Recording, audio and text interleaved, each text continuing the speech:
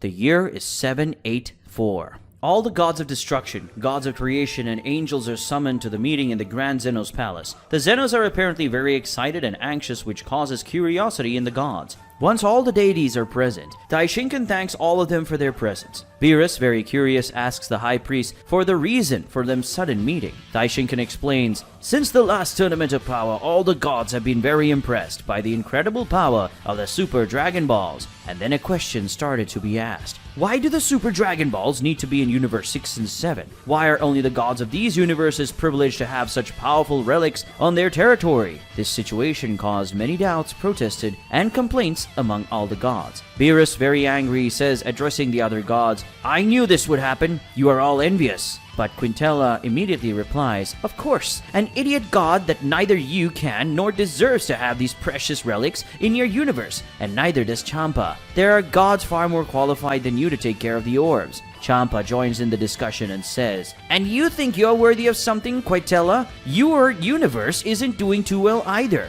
What makes you think you're better than me and Beerus at guarding the orbs?" At this point, Jin, enjoying Champa's questioning, agrees. Champa is right. In that case, we should leave the orbs in a universe ruled by a god who has an extremely exemplary job. "I don't want to brag, but I think I'm the best suited for the role," said Jin. But Likir protests. Likir says, "And why does it have to be you, Jin? You weren't the only one who was above the mortal average." But Daishinkan scolds the gods, saying, "Gentlemen, please don't be rude of having the almighty Zeno witness such futile discussions." After these words from Daishinkan, the gods calmed down and shut up, fearing that the Zenos would punish them in some way. After that, Daishinkan goes on to explain the situation. "Ever since these complaints from the gods started, the Zenos and I have been thinking of a way to deal with this situation as fairly as possible. The great Zeno loved the experience of the last tournament of power, and he has been very much looking forward to the next competition. Taking all this into consideration, we decided to hold a new tournament of power. But this time, the winner of the tournament will not only have the right to have a wish granted by the Dragon Balls, but the winning universe will have the orbs from now on." All the gods are extremely worried upon hearing that, and many doubts arise among them. The first to ask a question is Vermoth, and he asks if again all universes are at risk of being erased. But Daishinkan explains that no, this time the universes will not be erased. The only thing that will happen to the losing universe is that won't be able to have the Super Dragon Balls. However, there are still some ways for the universe to be erased during this tournament, and this will happen if a universe refuses to participate in the competition. And also if any participant in the universe withdraws in the middle of the competition. Those are the only two ways a universe can be erased during this new tournament of power. After hearing the information, the gods calm down. Theoretically, it's a competition where there's nothing to lose, only to gain. They may have a chance to have the Super Dragon Balls, and if they lose, there will be no punishment. Looks good. But not for Beerus and Champa, who are very angry about it. They already have the Super Dragon Balls in their universe, so what do they have to gain from this competition? They only have to lose. But of course, despite what they thought, neither of them dared to tell the Zenos and Daishinkan. Daishinkan continued to give information saying, "This tournament will have very different rules from previous tournaments. But we'll explain what's new when all participants are gathered. But what you gods need to know now is that this competition will be held in a different arena, which will be a planet that will be created especially for this event. Unfortunately, at the time of the tournament of power, the arena was built, suffered serious damage, and was not able to withstand the power of the participants. So this time I intend to create an even stronger place. For this, I will want the help of all the gods of creation, and together we will work for this place. I estimate this place will take a day to complete, so you have that time to select your participants. But this time each universe won't have 10 participants, only 5.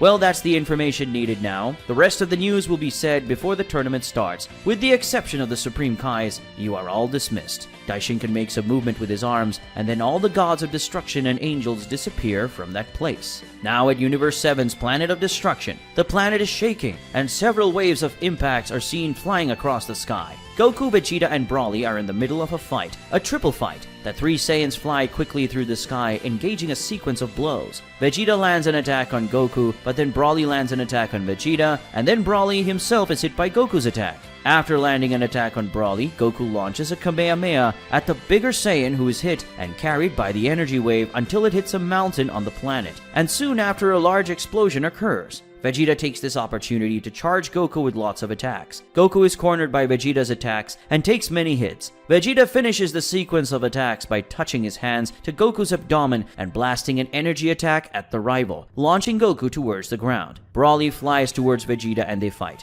Vegeta uses his fighting skills to defend himself and counterattack Broly, who at first is at a disadvantage, but he begins to adapt to Vegeta's fighting style and has the upper hand against the Saiyan Prince. Seeing that he was at a disadvantage, Vegeta transforms into a Super Saiyan, and he again has the upper hand on Broly, landing many hits on him. Goku returns to the combat, also transforming into a Super Saiyan, and the three continue exchanging blows, but Broly is at a complete disadvantage. After receiving a lot of hits and getting very frustrated at not being able to touch the two other Saiyans, Broly gets very angry, and they start emanating a strange energy, and his eyes turn yellow. After that, he charges at Goku and Vegeta and starts to hit several attacks on the Super Saiyans. Goku, despite receiving many attacks from Broly, gets very excited and says, "Alright Broly, unleash your power." But Vegeta, unlike Goku, gets very angry after receiving so many attacks. He says, "Don't think you're winning." Vegeta transforms into Super Saiyan 2 and charges at Broly, attacking the larger Saiyan with many attacks. But within seconds, Broly adapts to Vegeta's power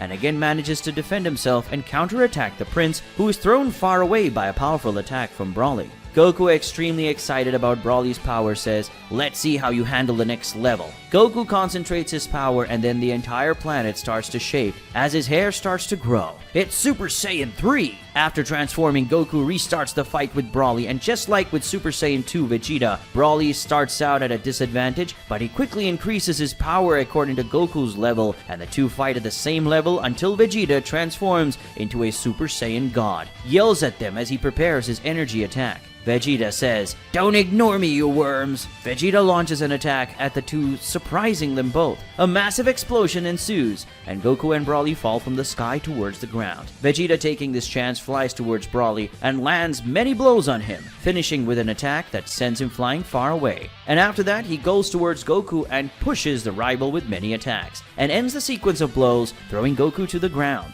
Goku complains. Goku says, "Calm down, Vegeta. You don't have to take this so seriously." But the Prince, already transforming into Super Saiyan Blue, replies, "Don't be an idiot. Every fight is serious." Goku stands up, then reverts to his base form to later transform into Super Saiyan Blue as well. After doing so, he says, "Alright then, let's level up." Goku and Vegeta fly towards each other to stop and clash their attacks, after which they begin an intense exchange of super strong and super fast blows. At one point, the two simultaneously land an attack on each other that knocks them both away, and then Vegeta prepares a garlic gun, with Goku preparing a Kamehameha. They fire the attack at the same time, and the two energy waves collide. Both attacks remain in the center. The power is equal. Goku yells, "Kaioken, increase 20 times!" At that moment, Goku's Kamehameha quickly advances against Vegeta's garlic gun. But the Prince, seeing that he would be swallowed by Goku's attack, shouts, "You won't win, Kakarot!" Vegeta emanates all the power of the Super Saiyan Blue,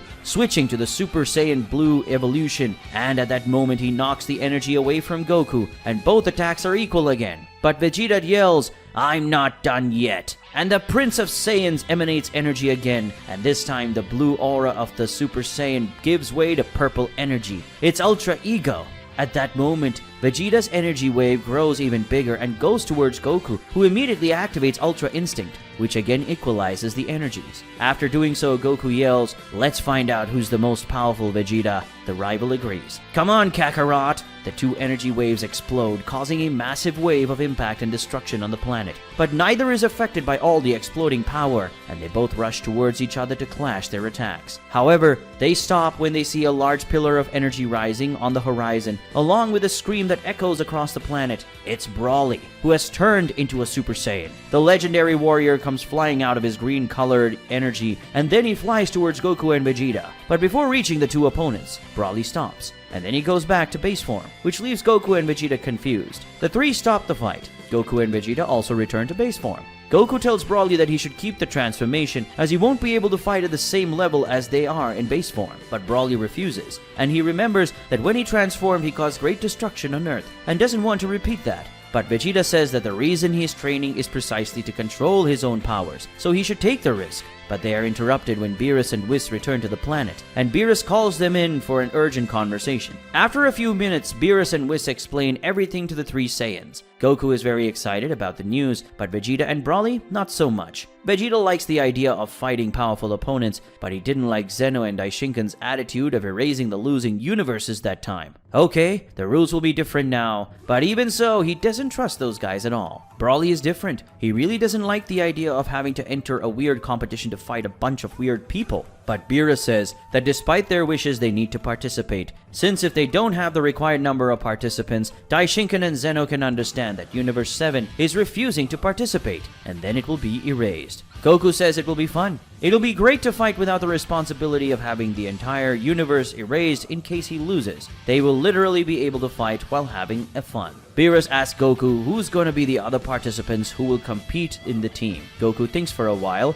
and at that moment, the strongest warriors he can think of are Gohan, Piccolo, and Frieza. Hearing Frieza's name, Vegeta and Broly get angry. Vegeta says that this time they don't need Frieza, but Beerus disagrees. He thinks Frieza did an excellent job in the first Tournament of Power, so he should definitely be called up again. And then he asks Whis to look for Frieza. Whis immediately obeys and takes a good look at his staff, but something strange is happening. Frieza is nowhere in the universe. That surprises everyone. And Vegeta says he's definitely up to something bad. Beerus says they don't have time to be looking for Frieza, so they should immediately head to Earth in search of Gohan and Piccolo. Meanwhile, on planet Earth, Gohan and Piccolo train together in a place far from civilization. Both are in base form and Piccolo is wearing his heavy outfit. Gohan has a big disadvantage during the fight, and Piccolo can easily block and deflect Gohan's attacks, as well as landing good counterattacks on the Saiyan. At one point, Piccolo lands an attack on Gohan that causes him a lot of pain and knocks him away. Gohan is a little frustrated and says, "What humiliation! Even after wearing that heavy outfit, you still have a big advantage over me." But Piccolo replies, "Of course, you again dropped out of training, so your power hasn't grown much. During the fight against the androids, you managed to awaken that new power that made you much more powerful, but the truth is that your base power has not yet increased." Gohan is a little embarrassed and says, "It's true, Mr. Piccolo, but this time it will be different, and I will get stronger." Gohan transforms into a Super Saiyan, then charges at Piccolo. This time his attacks are more accurate, and he even lands a few hits on the Namekian, but Piccolo still has the full advantage, and in that moment lands a blow and sends Gohan violently crashing to the ground. Seeing that form was still not enough, Gohan transforms into Super Saiyan 2 and again attacks Piccolo. At this time, the Namekian is very pressured and is hit by several attacks from Gohan, but at one point, when he was about to be hit by an attack from Gohan, Piccolo surprises the Saiyan by getting rid of the heavy clothing and letting Gohan hit the clothing. After that, he goes to Gohan's back and, increasing the size of his arms, holds the Saiyan and begins to strangle him. While suffocating Gohan, Piccolo scolds the disciple. "What is it, Gohan? That's not all you've got." Gohan at that moment decides to fight seriously, and after concentrating his power, explodes his ki with the aura of the ultimate form, forcing Piccolo's arms to release him. He then charges at his master at high speed and lands several blows on Piccolo, finishing with an attack that launches the Namekian away. After receiving these several blows from Gohan, Piccolo smiles and says, "That's it. Now this fight is starting." Piccolo concentrates his energy that unleashes his potential, and then the combat resumes, with Piccolo and Gohan fighting at their fullest potential. The impact of the blows causes earthquakes at that location, and the ground begins to crack. At first, Piccolo has the upper hand against Gohan, but seeing that, the Saiyan unleashes even more power, and the ultimate form's aura is now surrounded by lightning. And from that moment on, Gohan has the upper hand, and Piccolo retreats, until the Namekian is thrown to the ground by a blow from Gohan. Piccolo smiles and says, "Very well, Gohan, but my power isn't at the maximum level yet." Piccolo prepares to release more power, perhaps transform, but suddenly a tube of light descends from the sky. It's Whis, who arrives with Beerus, Goku, Vegeta, and Broly. Seeing those who have just arrived, Gohan and Piccolo return to their base form and go talk to them to understand what's going on. After a few minutes, Beerus and Whis explain the situation, and Goku says that they need both of them to fight in this new tournament. Piccolo says that he will always be willing to fight for Earth and the universe. But Gohan is not that excited. He says that although he likes to have returned the training, he didn't want to have to do that. After all, he has other responsibilities. Gohan argues that maybe Majin Buu and Frieza could be good options. Beerus explains that they can't find Frieza anywhere in the universe, and Majin Buu, despite being powerful, doesn't have a very reliable intellect. Piccolo adds that Gohan is currently much stronger than Majin Buu, and is also much stronger than Frieza when they've seen him since the last time. Gohan sighs, he's not happy about it at all. But seeing no other option, he agrees and says that if they need him that much, he'll fight. After hearing this, Beerus is relieved. The Universe 7 team is ready, and this time it was much easier than the last time. Goku is very excited and wonders who will be the chosen warriors from the other universes. Meanwhile, in Universe 6, Hit, the legendary assassin, is following a target, and as he watches the target, a voice begins to speak in his mind. Hit immediately recognizes it. It's Vados' voice. The assassin asks the angel what he wants, and complains that he's in the middle of a job right now. Vados explains to him what's going on, and that he's been selected as one of the participants in the new Tournament of Power. Hit says he can't participate. He has a lot of work to do at the moment, and his schedule is very busy. She should contact him in approximately a year.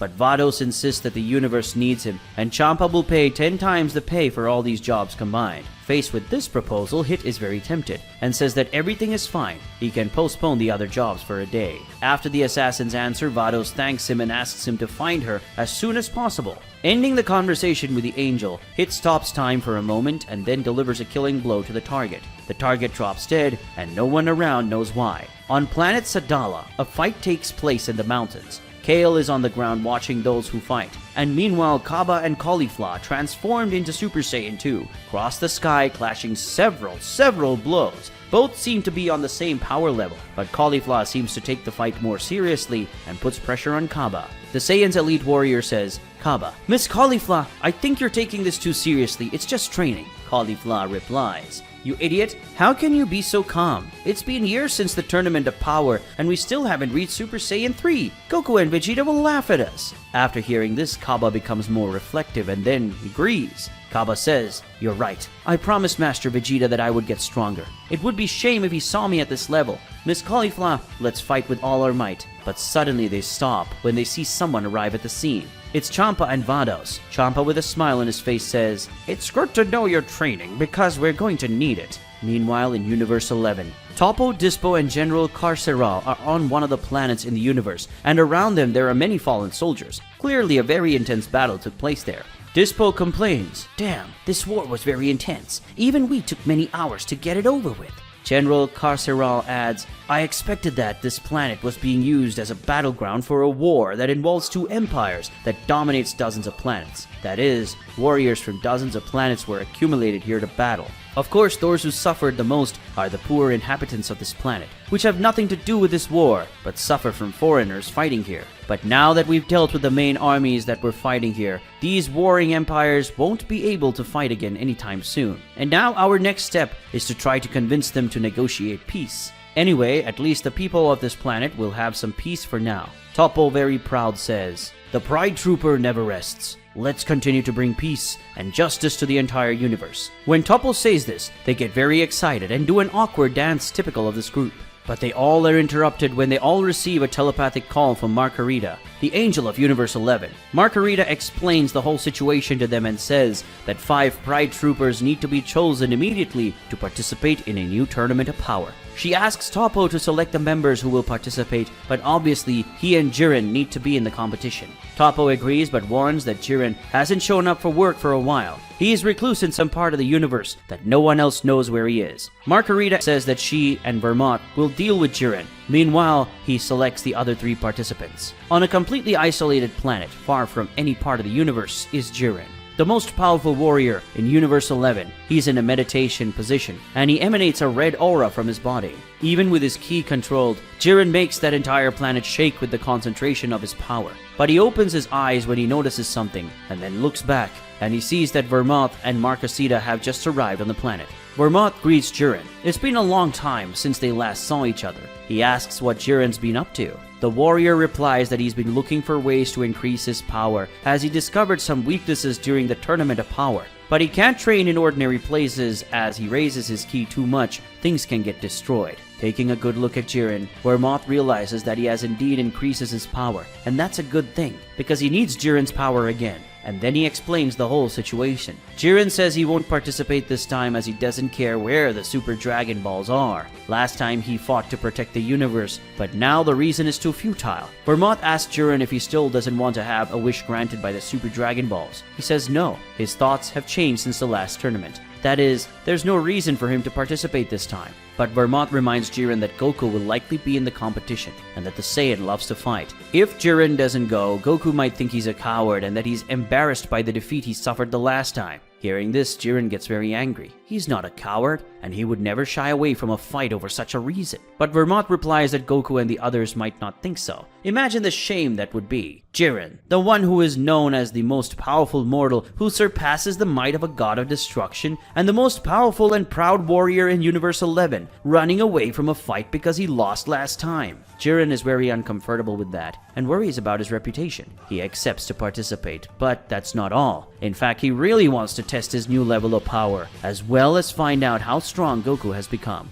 After Jiren agrees to participate in the new Tournament of Power, Vermont is overjoyed and relieved. In Universe 9, Bergamo, Lavender, and Basil were reunited with the god of destruction, Sidra. The three savage warriors have just received the news that they are going to have to participate in the new Tournament of Power, and none of them are exactly happy. Bergamo, with an expression of sadness and shame, says that their participation in the last tournament was a complete shame, and their power compared to the other universes was very low. If they participate again, they're likely to be humiliated yet again. But Sidra says that this time it'll be different, and they have a better chance of winning as they have two surprise participants. Bergamo is curious about that and asks who it is. At that moment, Sidra asks the participants to come closer, and when he sees who it is, Bergamo is in for a big surprise. He just can't believe what he's seeing. The day the Daishinkan gave the universes to prepare was finally over. And then 24 hours later, all participants from all universes were preparing to leave. On planet Earth, Goku said goodbye to Chi-Chi and Goten. As usual, Chi-Chi complains a lot about Goku not staying at home. After all, he spent a lot of time away training, and now that he's back on the planet, he's been away for very little time. Goten has a different opinion. He thinks it's really cool that his father will fight in the tournament, and he says that in the future, he wants to participate too.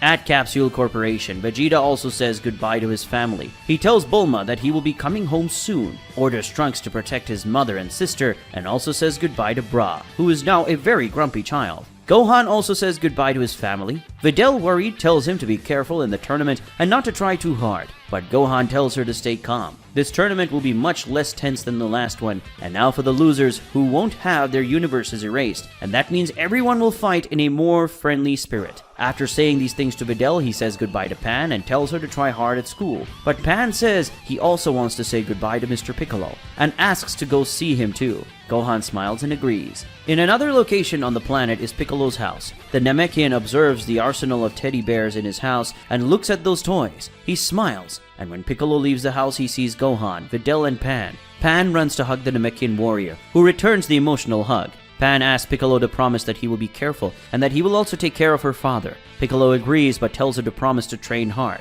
and so she does. Goku, Vegeta, Gohan, and Piccolo meet, and Goku teleports to take them all to Beerus' planet. On the planet of destruction, Beerus and Whis are eagerly awaiting the warriors who are on Earth. The god of destruction complains. Beerus: "What do these idiots think they're doing? If we're late, the great Zeno might get angry and wipe out the entire universe." While Beerus incessantly complains about the Earth warriors being late, not far away, Broly is with Chilai and Lemmo. He's saying goodbye to his two friends. Chilai is very upset about that situation. Broly is a peaceful man. It's not nice to force him to fight a bunch of thugs from another universe. But Lemmo, to console the woman, says she should worry about these brutes, not Broly. The Saiyan tells them not to worry. He's been training lately and is sure he will fight well. Furthermore, Goku and Vegeta will help him to control himself. But he makes one request. Chilai must have more chocolates to give him when he arrives. The woman promises that yes, she will get the chocolates. Shin, the Supreme Kai, arrives on the planet. He looks exhausted. Beerus is worried and asks what happened, and if anything went wrong.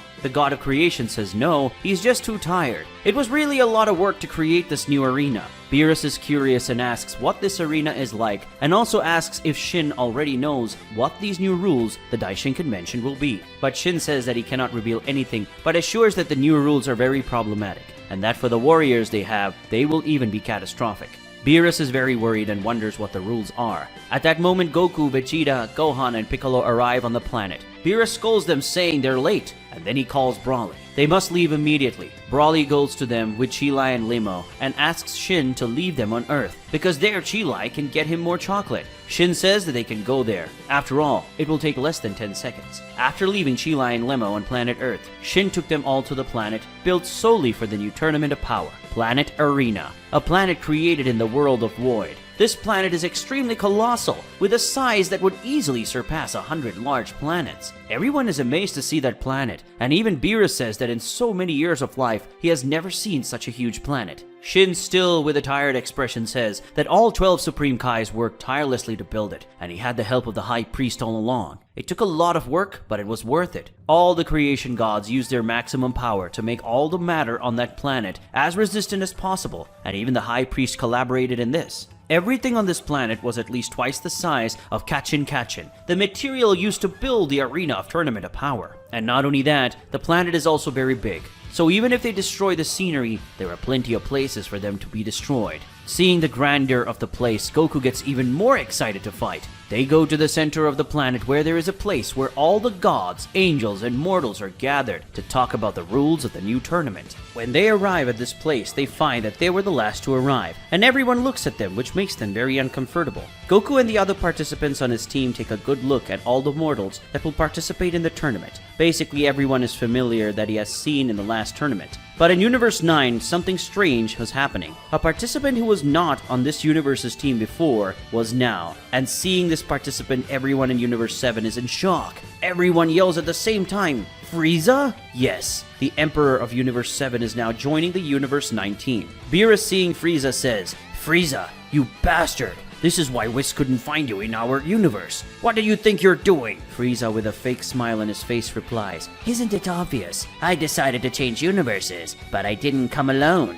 When Frieza says he didn't move alone, another person approaches, and to everyone's surprise, that person belongs to the same race as Frieza. He introduces this unknown being. "Meet Cooler, my big brother." Seeing this person named Cooler, everyone is very surprised. Does Frieza have an older brother? Where has he been all this time? Is he powerful? The only one not so surprised by this is Vegeta and Beerus, who apparently already knew of the existence of this person named Cooler. The conversation is interrupted when Daishinkan, seeing that all the participants were there now, initiates the final meeting before the tournament begins. The High Priest says, "Thank you all for coming. This is a very special day for the Great Zeno, and it is also a very important event for the 12 universes. The reason for all this is happening, I believe you already know, and you must already know the prize for winning the competition. In that case, now it's time to talk about the new rules, and I ask that you pay close attention. For starters, unlike the last tournament, which was a timed royal battle, this tournament will be different. It will not be a one-stage competition, but a multi-stage competition."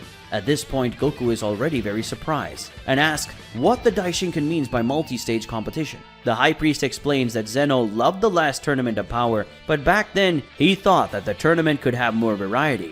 While it was very nice to watch, it would have been better if the competition didn't have the same rule all the time. With that in mind, they've now decided to make the tournament with many stages, each with different rules and circumstances. That way, the warriors will be tested in many ways, and the entertainment of those who watch will be much greater. Goku likes the idea, although he doesn't quite understand it, so he asks what the stages those will be. But the Daishinkan says that at the appropriate time, they will understand each of these stages. For now, they should understand the first stage, which is already complex enough. Goku is a little upset that he hasn't revealed everything now, but there's no way he can argue, so he just keeps quiet. The High Priest begins to explain.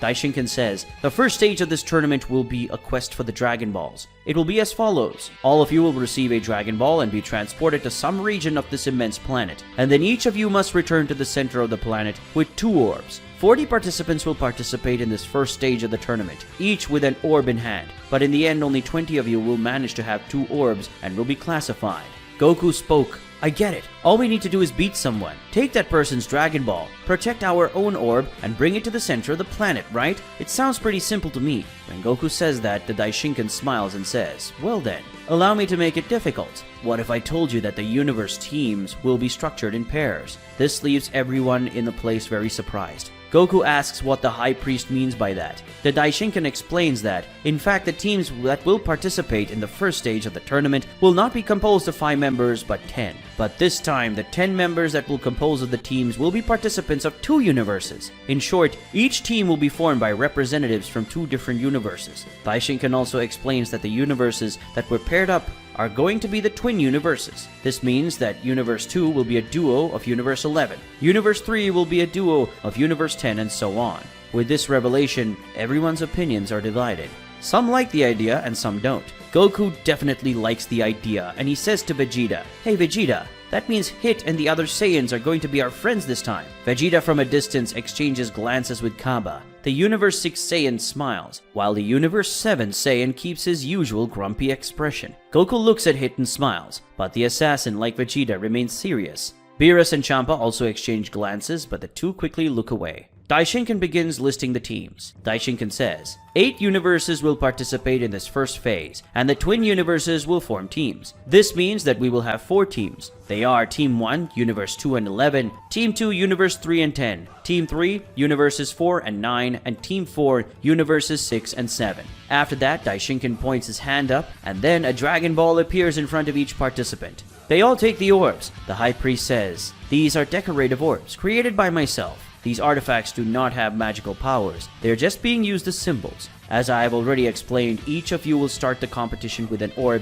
but you must take another orb from another participant and go to the center of the planet to pass to the next stage." Goku looks at his orb and realizes it has 4 stars. He asks Vegeta how many stars his orb has. The prince says it has 4 too. And then he realizes that Gohan, Piccolo, and Broly's orbs have the same number. And then he asks, "Sir, can I ask you a question? Why are our Dragon Balls all 4 stars? The Daishinkan explains, "All those who belong to the same team will have the orbs of the same number. In case you belong to Team 4, just like all the mortals in your universe and Universe 6, that means all of you will have orbs with 4 stars. Team 1 participants, who are the mortals of Universes 2 and 11, all have the orbs with 1 star, and so on." Vegeta asks if the numbering of these orbs will make any difference. Daishinkan praises Vegeta's question. It is indeed a good question, and then he explains, "Yes, the numbering of each orb will make a big difference. For starters, all of you to advance to the next stage need to have an orb with your team number. That is, if you are number 4, you necessarily need a 4-star orb to qualify. But the second orb you obtain cannot have your team's numbering. This is so that no participant betrays an ally at the time of the tournament or simply takes advantage of the elimination of someone from the same team to qualify.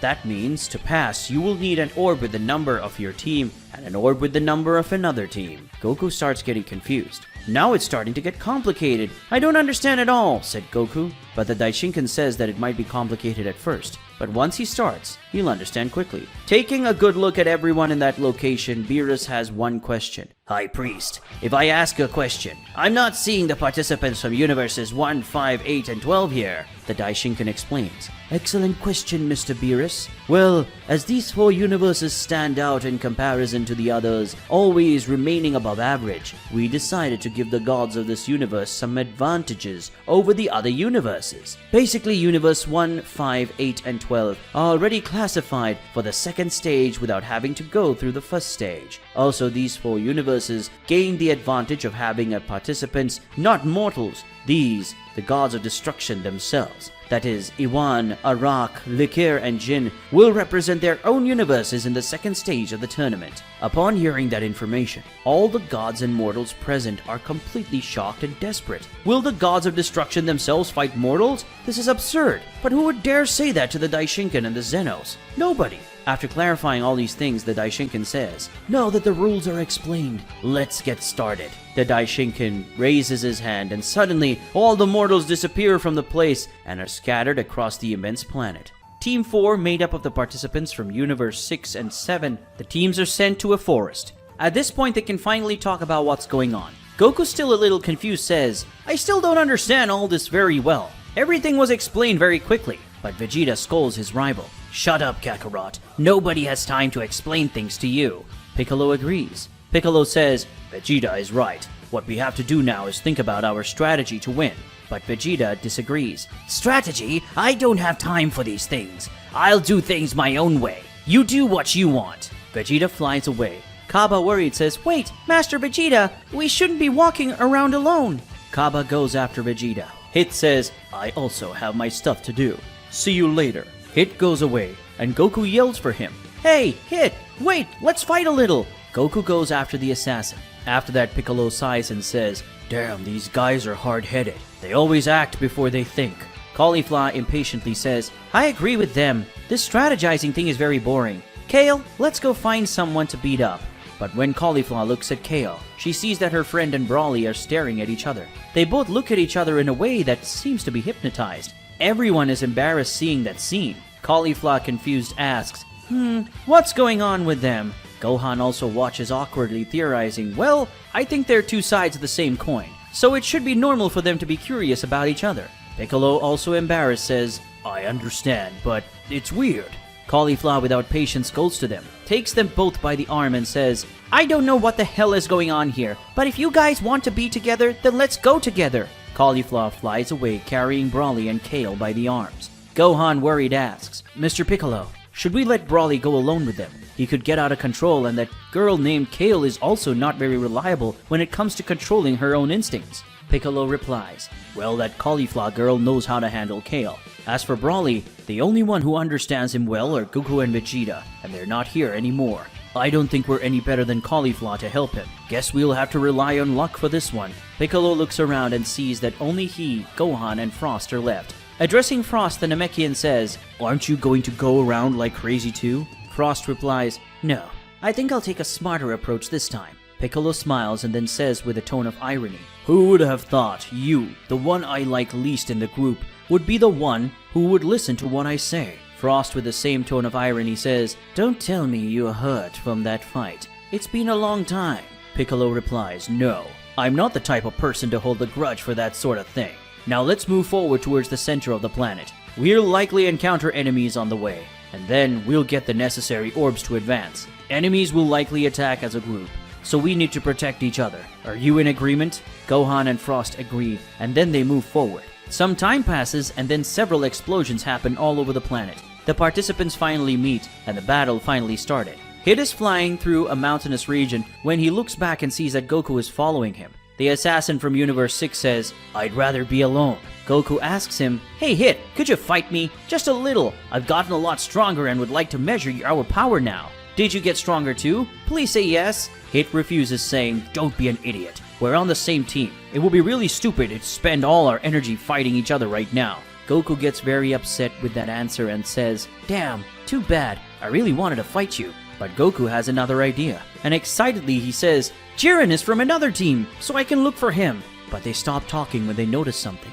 And then three things come out of the rocks and try to attack them with surprise blows, but they dodge. After dodging the first attacks, they see that they're robots that were hidden inside the stones. Missing the first few attacks, the robots surround them, and then Paparoni appears. He was hiding in the rocks. Paparoni, a little frustrated, says, "Damn it, I was sure our trap was perfect." Goku, not liking this dirty tactic, says that doing that kind of thing was not cool. If they wanted to fight, just ask. But Hit, with a different mindset, praises Paparoni and the robots for the trick. It was a good strategy, and if he and Goku were weaker warriors, they would surely have been defeated. Paparoni is grateful for Hit's praise, but says that one way or another they will win. And then he orders. Paparoni says, "Ballaradar, Panchia, and Koitsukai, attack!" The three robots head towards Goku and Hit, who take up their fighting stances. Vegeta and Kaba are also flying over a mountainous region, but not the same as Goku and Hit. Kaba follows Vegeta, who is a little annoyed by this. He says to the younger Saiyan, Vegeta says, "Hey Kaba, I thought I said I wanted to be alone." But Universe 6's Saiyan replies, "I'm sorry, Mr. Vegeta, but I don't think it's wise for us to be alone. Enemies can attack in large groups, so we need to have someone watch our backs." Seeing that there was no point in arguing, Vegeta ends up giving in, and then says in agreement, "Alright, but try not to get in my way." Suddenly a laser shoots through the rocks and almost hits Vegeta, who narrowly dodges it. Who fires this attack was Frieza, who flew out of the middle of the rocks, but he's not alone. Cooler is with him. Seeing the enemies, Vegeta gets very angry. Vegeta says, "Frieza, you bastard! I already expected all kinds of dirt for you, but why join another universe?" Frieza, with a mischievous smile on his face, replies, "Isn't it obvious? I want to become a god of destruction." That answer surprises Vegeta and Kaba, and then the Emperor explains. "Sidra, Universe 9's god of destruction is a true failure. He doesn't have much respect among the gods, as he has the lowest grade among them all. And he's not very strong either. Because of that, I promised him that I would go to Universe 9 and help him plot something against Beerus. My intention was to team up with Cooler and kill him, but then came this excellent opportunity to get the Super Dragon Balls once again. Vegeta looks at Cooler and then says, Cooler, right? I've heard a lot about you. For a long time you were a true terror in our universe. A warrior even more feared than Frieza and Cold. But from what I heard, you were betrayed by them and killed. And that was before I was born. How are you here? Cooler explains, I wasn't dead, just trapped. But Frieza decided to release me and make a deal. Of course I hate him and want to kill him, but because of what he and my father did to me, but what can I say? The advantages of this arrangement were greater than my hatred for Frieza. Frieza interrupts the conversation saying that they've already talked too much. Now it's time to fight. Vegeta agrees and warns Kaba to watch out for them. Kaba says that he already knows what Frieza is capable of. He suffered at the hands of this cursed being in the Tournament of Power, so he certainly won't let his guard down. The four warriors advance towards each other, and intense combat breaks out in those mountains. Broly, Kale, and Caulifla were flying through a forest. Broly and Kale flew side by side, while Caulifla led the way. Looking back to see the two of them, Caulifla sees them both trying to talk. Broly with a shy expression finally says something. He says his name. Kale with the same shy expression also says her name, and that it's a pleasure to meet him. Caulifla, seeing the scene, is a little embarrassed too. She is embarrassed by their lack of social skills, but she's suddenly surprised when Napapa leaps out of the trees and grabs her in midair, taking her into the trees and destroying at least a dozen trees. Broly and Kale are startled by that and stop flying immediately. At that moment, Majikayo and Metihope also jump out of the trees, and while Majikayo raises one of his arms and hits Broly with a punch, Metihope also lands a hit on Kale. That way the Saiyans are separated. Caulifla, after being hit by Napapa's blow, rubs her sore head. After that, she sees the big pink fighter staring at her. The Saiyan girl complains. Caulifla says, Damn it, you again? I thought I already taught you a lesson in the last tournament. But Napapa says with a very angry expression, Things won't be like that time. I'm gonna crush you this time. Meanwhile, Kale faces Metihope. She's scared and disgusted by the lobster-faced warrior. Metihope, trying to scare Kale, says, Hey little girl, this time that friend of yours won't help you. It's just me and you. The lobster man makes very ugly faces which scare Kale, who with great disgust and fear screams for Caulifla. Meanwhile, Broly faces Majikayo and advances to land a blow on his enemy, but Majikayo distorts his own body and counterattacks Broly, who is very confused because of that man's weird ability. Piccolo, Gohan, and Frost are flying through a forest when suddenly Dium, a bird warrior, comes flying up and fires an energy attack on them. To dodge the attack, the three disperse. Taking advantage of this, Lubal jumps up out of the trees and lands an attack on Piccolo, who is thrown against a rock. After doing so, Lubal says, You were the one who defeated me that time. I'm here for my rematch. Piccolo, after getting up, smiles and says, Well, some people never learn.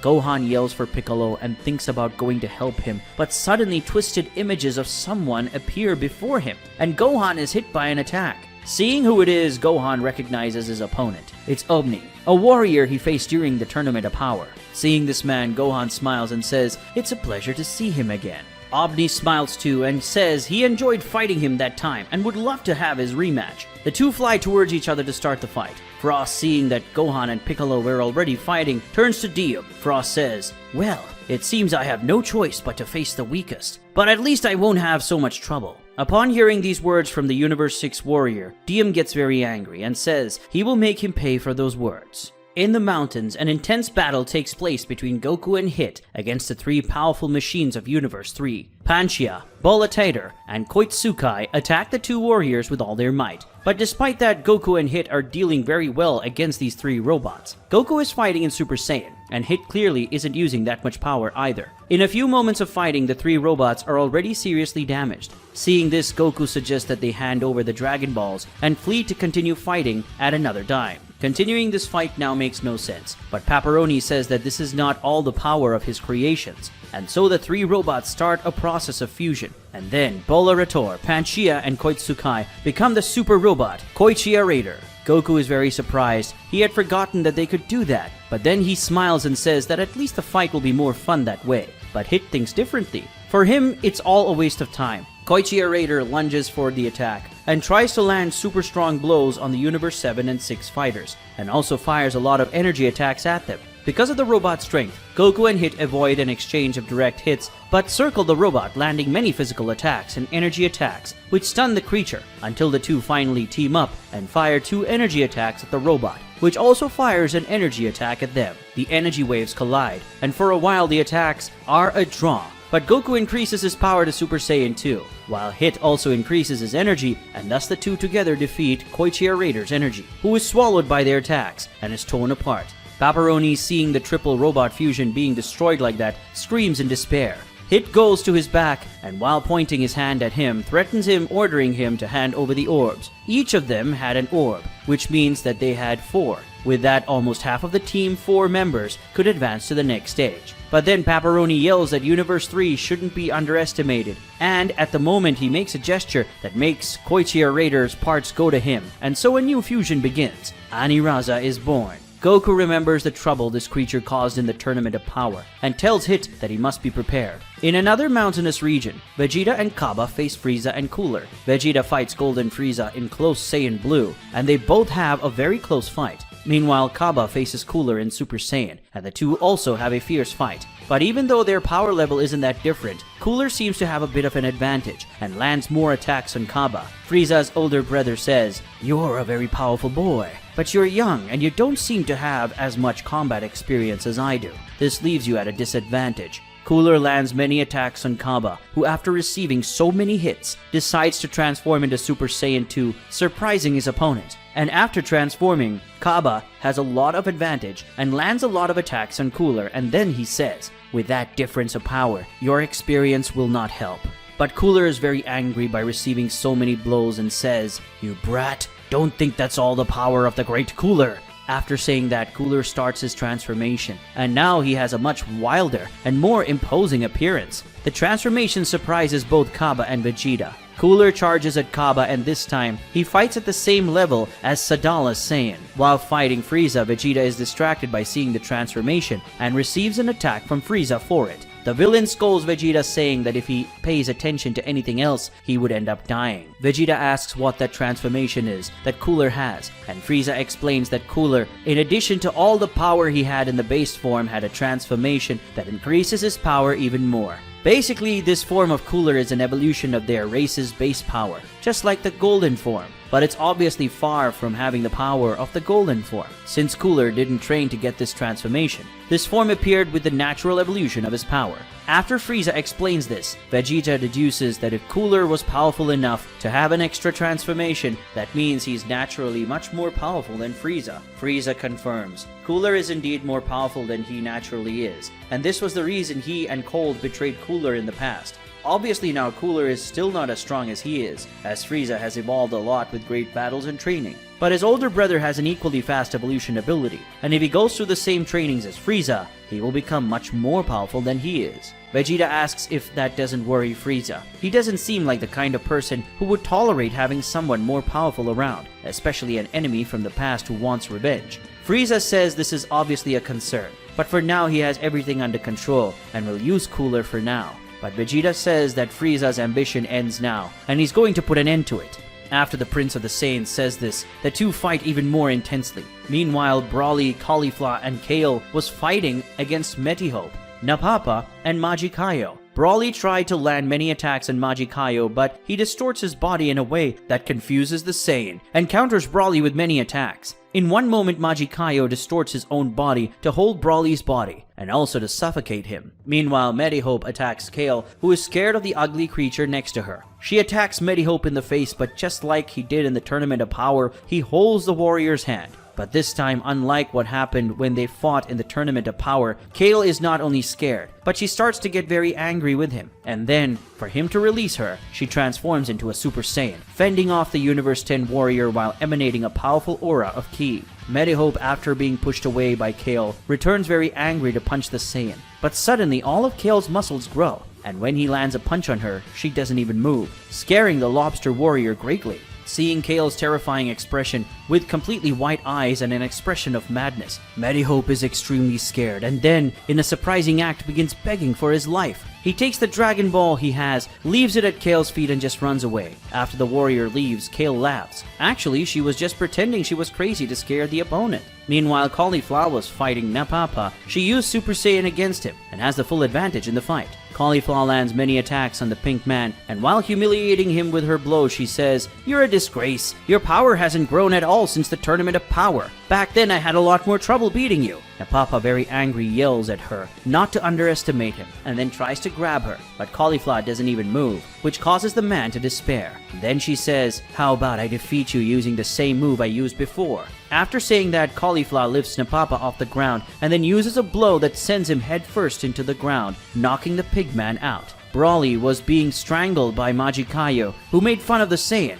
Majikayo says, "From your size, I thought you'd be a bigger challenge, but you're just a weakling." While losing all the oxygen, Broly becomes dizzy and his vision becomes dim. In that moment, he remembers what Goku and Vegeta said to him as they trained on Beerus's planet. He can't be afraid to use his own power. At that moment, Broly begins to concentrate energy, and the power of the Saiyan makes the whole forest tremble and surprises Majikayo, who feels every particle of his body vibrate with that intense energy. And then Broly releases a huge amount of power at once, along with the Super Saiyan's aura, and the legendary warrior's energy makes Majikayo's body completely shatter. After that, Majikayo remakes his body and looks with great fear at the legendary Super Saiyan emanating power. Broly's power was so intense that his opponent was completely paralyzed with fear. The Saiyan opens his mouth and then shoots a powerful wave of energy that upon reaching Majikayo carries him far away. After doing this, Broly fell to his knees. He was losing control. At that moment, Kale and Cauliflower approach, and Kale, still in her muscular form, approaches Broly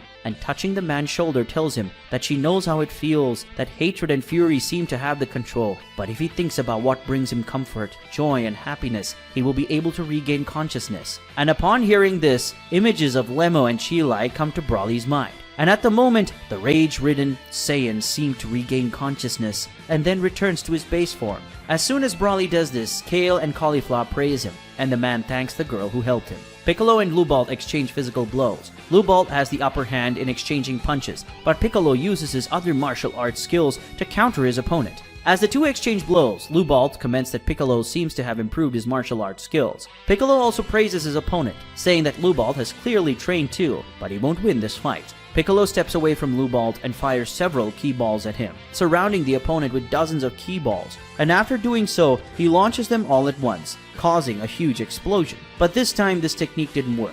Lubalt defended himself with an energy shield, which surprises Piccolo. After doing so, the Universe 10 warrior leaps towards the Namekian and punches him in the face, sending Piccolo flying. Lubalt says that obviously he would prepare to defend himself from the technique that defeated him in the last tournament. It is disappointing for him that Piccolo thought he would beat him in the same way, but Piccolo smiles and says that he would never try to beat the same warrior in the same way. And after saying that, he tells Lubalt to look at the ground. And when the warrior of Universe 10 does so, he sees that he's surrounded by small mines of energy, similar to what Goku did against Jiren. As soon as Lubalt sees that he's surrounded by these things, he thinks about running away, but it's too late, and Piccolo makes all these tiny little energy mines explode, creating multiple explosions that defeat his opponent. Now Gohan faces Obni, who does everything he can to trick the Earth Saiyan with his after-image ability, but Gohan already knows how to deal with that ability. He lets Obni land an attack, so he knows his real location and counterattacks. Gohan praises his opponent. His punches are stronger and he's resisting the Saiyan's punches better, which means he's really trained a lot. Obni confirms he really trained hard, and this time he will be the victor. As the fight continues, Gohan starts to have a disadvantage, and realizing this, Obni smiles and says, "Did you think you'd beat me the same way again? Last time you found out that receiving an attack from me, you would know my location, and thus be able to counterattack. And also, at that time, you bet on my fatigue, and when I couldn't use my power anymore, you defeated me with a direct attack. But obviously I thought of a way to deal with this tactic of yours. Your counterattack won't work anymore, since now every time I attack, I'm already waiting for your counterattack. So I avoid it. I also trained a lot to strengthen my body and have stronger attacks, so you won't be able to withstand as many attacks from me as before. And lastly, I've also trained my ability to spend less energy while I use it, so you won't be able to use my fatigue to your advantage like last time. While Obni was saying all these things, he hit many attacks on Gohan, who was already starting to get tired and injured. The Saiyan admits, "You've really improved a lot. You're faster, stronger, and tougher. In addition, you are managing to use your special ability much more accurately. You completely destroyed my strategy. I won't be able to win fighting like last time." After hearing these words from Gohan, Obni says, "Don't look so calm. You're finished." The Universe 10 warrior corners Gohan, then lands a blow that would likely defeat the Saiyan. But then Gohan completely disappears from his sight. It was a mirage. When Obni realizes the Universe 7 warrior is already behind him with a Kamehameha prepared, and then he fires the energy wave, completely engulfing the Green Man, who screams in pain and is completely defeated. After that, while Obni is on the ground, Gohan approaches and explains, "I realized that the same strategy as before wouldn't work on you anymore. So I decided to let you gain confidence while using an afterimage to trick you. I figured you wouldn't expect me to use the same technique as you to win, and I took advantage of this surprise to land a definitive blow." After hearing this, Obni smiles and praises Gohan. It was a good strategy. He is completely defeated. After admitting defeat, Obni passes out and Gohan takes the Dragon Ball he carries. Meanwhile, Piccolo and Frost approach. Both have already beaten their opponents. Frost celebrates that they already have the orbs needed to get through, but Piccolo warns that they still have a long way to go to the center of the planet, and that just as important as getting the orbs is keeping these relics. On the way, other opponents will surely try to take the orbs, so they must be prepared. In another region of the planet, Vegeta and Frieza fought very intensely, but Frieza was starting to have an advantage against the Prince of the Saiyans. Vegeta notices that Frieza, during this time that he was away, has increased his powers. Vegeta, annoyed, says, "Damn you, Frieza! Have you increased your powers again?" The villain boasted, "Exactly, my dear Vegeta. While I was with Cooler, I trained my skills with him, and in this way I managed to increase my powers." But it wasn't just Frieza that surprised the Saiyans. Cooler also had an advantage against Kaba, who even in Super Saiyan 2 was getting more and more beaten up by the villain. Until in a moment of the fight, Cooler hits Kaba with a powerful laser released by his eyes. This attack seriously injures Kaba, and in addition to making the Saiyan lose his transformation, it also knocks him down. As Kaba falls, Cooler approaches him and grabs him around the neck, strangling the young Saiyan. Seeing Kaba being suffocated by Cooler, Vegeta immediately transforms into a Super Saiyan Blue evolution, and he takes advantage of the sudden increase in power to surprise Frieza, hitting many attacks on the villain and stunning him. And after doing so, Vegeta approaches Cooler, landing a kick that knocks him away from Kaba. After that, Kaba, lying on the ground, apologizes to Vegeta. He was again too weak and is causing problems for his master. Vegeta says that apologizing won't help. Now all he can do is keep quiet so that the wound doesn't get worse. He will take care of Cooler and Frieza by himself. At that moment, Cooler and Frieza were already side by side. Frieza, smiling, asked Vegeta if he really thinks he can handle the two of them together. Although the Saiyans surprised him with the sudden increase in power from the common blue form to the blue evolution form, the power of his golden form is currently not that different from the power of the blue evolution form. But Vegeta smiles. The Super Saiyan Blue evolution form is no longer his most powerful form. Now he has another transformation that far surpasses the power of the Super Saiyan Blue. If Frieza and Cooler want it, he can show it. But upon hearing this, Frieza becomes more serious and tells Cooler that they better back off. Cooler doesn't like that idea. Why should they back off? Together they can defeat that Saiyan. They trained a lot and increased their powers a lot. They can win. Frieza says that they'll maybe beat Vegeta, even though he's using this supposedly more powerful form. But it's too early to start such a high-level battle. They should avoid using full power for now. So they'd better end this fight for now. Despite not liking the idea that much, Cooler decides to do as Frieza is saying, and they back off. Meanwhile, Goku and Hit are fighting Aniraza, the mighty giant from Universe 3. Aniraza tries to land his powerful attacks on the Universe 6 and 7 warriors, but the two, knowing they can't compete for strength against that Titan, just dodge it while looking for gaps to attack. Aniraza, while trying to land punches and kicks on the two warriors, destroys the entire surrounding area. Goku yells at Hit, "Hit! To win him, we need to destroy the thing in the center of his head." Hearing Goku's advice, Hit uses the time skip to move forward towards Aniraza's head, and it's only when the assassin is close to attacking that the giant notices him. But to Hit's surprise, Aniraza opens a fissure in space and time and punches the assassin, who is caught off guard and thrown away. Goku tries to take advantage of Aniraza's distraction and fires a Kamehameha at him, but the giant fires a wave of red energy from the crystal in the center of his head, nullifying Goku's attack. After doing this, he creates several portals and lands several punches in these portals. These punches are all teleported to Goku, who tries to dodge it, but is hit. After that, the giant creates a ball of red energy in his hand, and when he launches this energy towards Goku, the energy splits into many attacks, which go towards Goku and hit. The two need to move intensely to avoid being hit by the attacks and explosions. Seeing that it was difficult to approach alone, Hit says, "Son Goku, we have to approach and attack at the same time." They advance and attack at the same time, trying to distract Aniraza and find a breach. But the monster, enraged, begins to emanate a large aura of energy and then shoots several energy balls everywhere, creating a series of explosions that completely destroy the whole place. Goku and Hit dodge many of these attacks, but are hit by others. As soon as it hits the two fighters, Aniraza rushes towards them to attack them. Goku, seeing that the giant monster was about to crush them with his foot, tells Hit to protect his eyes, and when the assassin does so, Goku uses the Taiyoken, blinding Aniraza. And as soon as the monster stops, Goku touches Hit and teleports, taking the two of them out of there and then to a place where they can stay hidden. Hit asks why Goku did that, and the Saiyan explains that if they keep fighting without a plan, they will be defeated by the monster. At the time of the Tournament of Power, it took 6 Universe 7 fighters to defeat Aniraza. That creature was tough. Goku says he could beat the monster if he used more energy, but he wanted to save his energy for now. So it would be nice if they could think of a smart way to handle the situation. Hit agrees with Goku, but attacking that monster was very difficult, as he seems to have no blind spots and is also capable of making attacks from multiple directions easily. Getting close to him to attack is very difficult, but he has an idea. It will probably only work once, so Goku needs to be prepared to land a definitive attack. Goku doesn't know what it is, but he trusts Hit's intelligence, so he just agrees. Aniraza, after regaining his sight, was launching energy attacks to all sides, destroying the entire area around him, looking for the two opponents. At that moment, Hit appeared, and hitting a punch in the air makes a purple energy go towards Aniraza, who uses an aura of energy to defend the attack. But Hit uses this as a distraction to use the time skip to punch the monster, who immediately reacts by emanating more energy and knocking Hit away. But even becoming hit by the monster's attack, the assassin smiles and says, "It's over. I just needed to land one hit." Hit points his hand at Aniraza, and then the monster is surrounded by the assassin's energy. That was the Cage of Time. After paralyzing the giant, Hit yells, "It won't be able to hold him for long. It's your chance, Son Goku."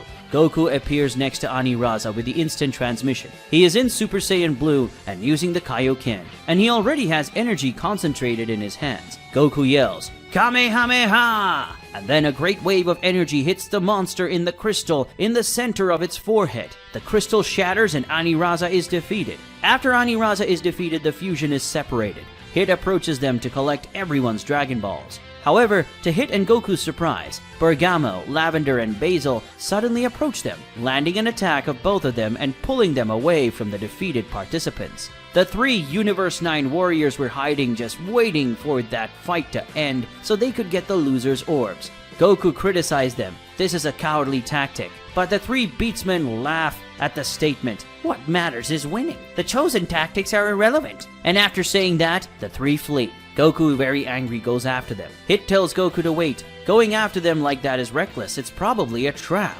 But before Hit follows Goku, the entire environment around him changes, and then he realizes he's in an illusion. From the shadows of that illusionary world emerges the image of Dark Kori, who says that Hit was caught in the illusion of her talismans. Seeing he has no choice, Hit makes his fighting stance to fight the woman. Goku chases Bergamo, Lavender, and Basil for a while, until they suddenly stop running and attack the Saiyan. They are in a volcano. Bergamo says that Goku is an idiot. They just wanted to separate him from Hit, and he did exactly what they wanted. But Goku smiles. He already knew what they wanted to do, but he just doesn't care. He can defeat them all by himself. The 3 beasts are irritated by the statement. Goku shouldn't underestimate them like that. The 3 attack the Saiyan at the same time. Goku starts out fighting in base form, but he has a hard time fighting, as they attack so intertwined. And not only that, they were stronger too. Goku praises his opponent, saying that he can feel in the blows of the 3 that they are stronger. Lavender, while attacking alongside his brothers, brags that they not only trained individually to become stronger, but also trained as a group to further improve teamwork.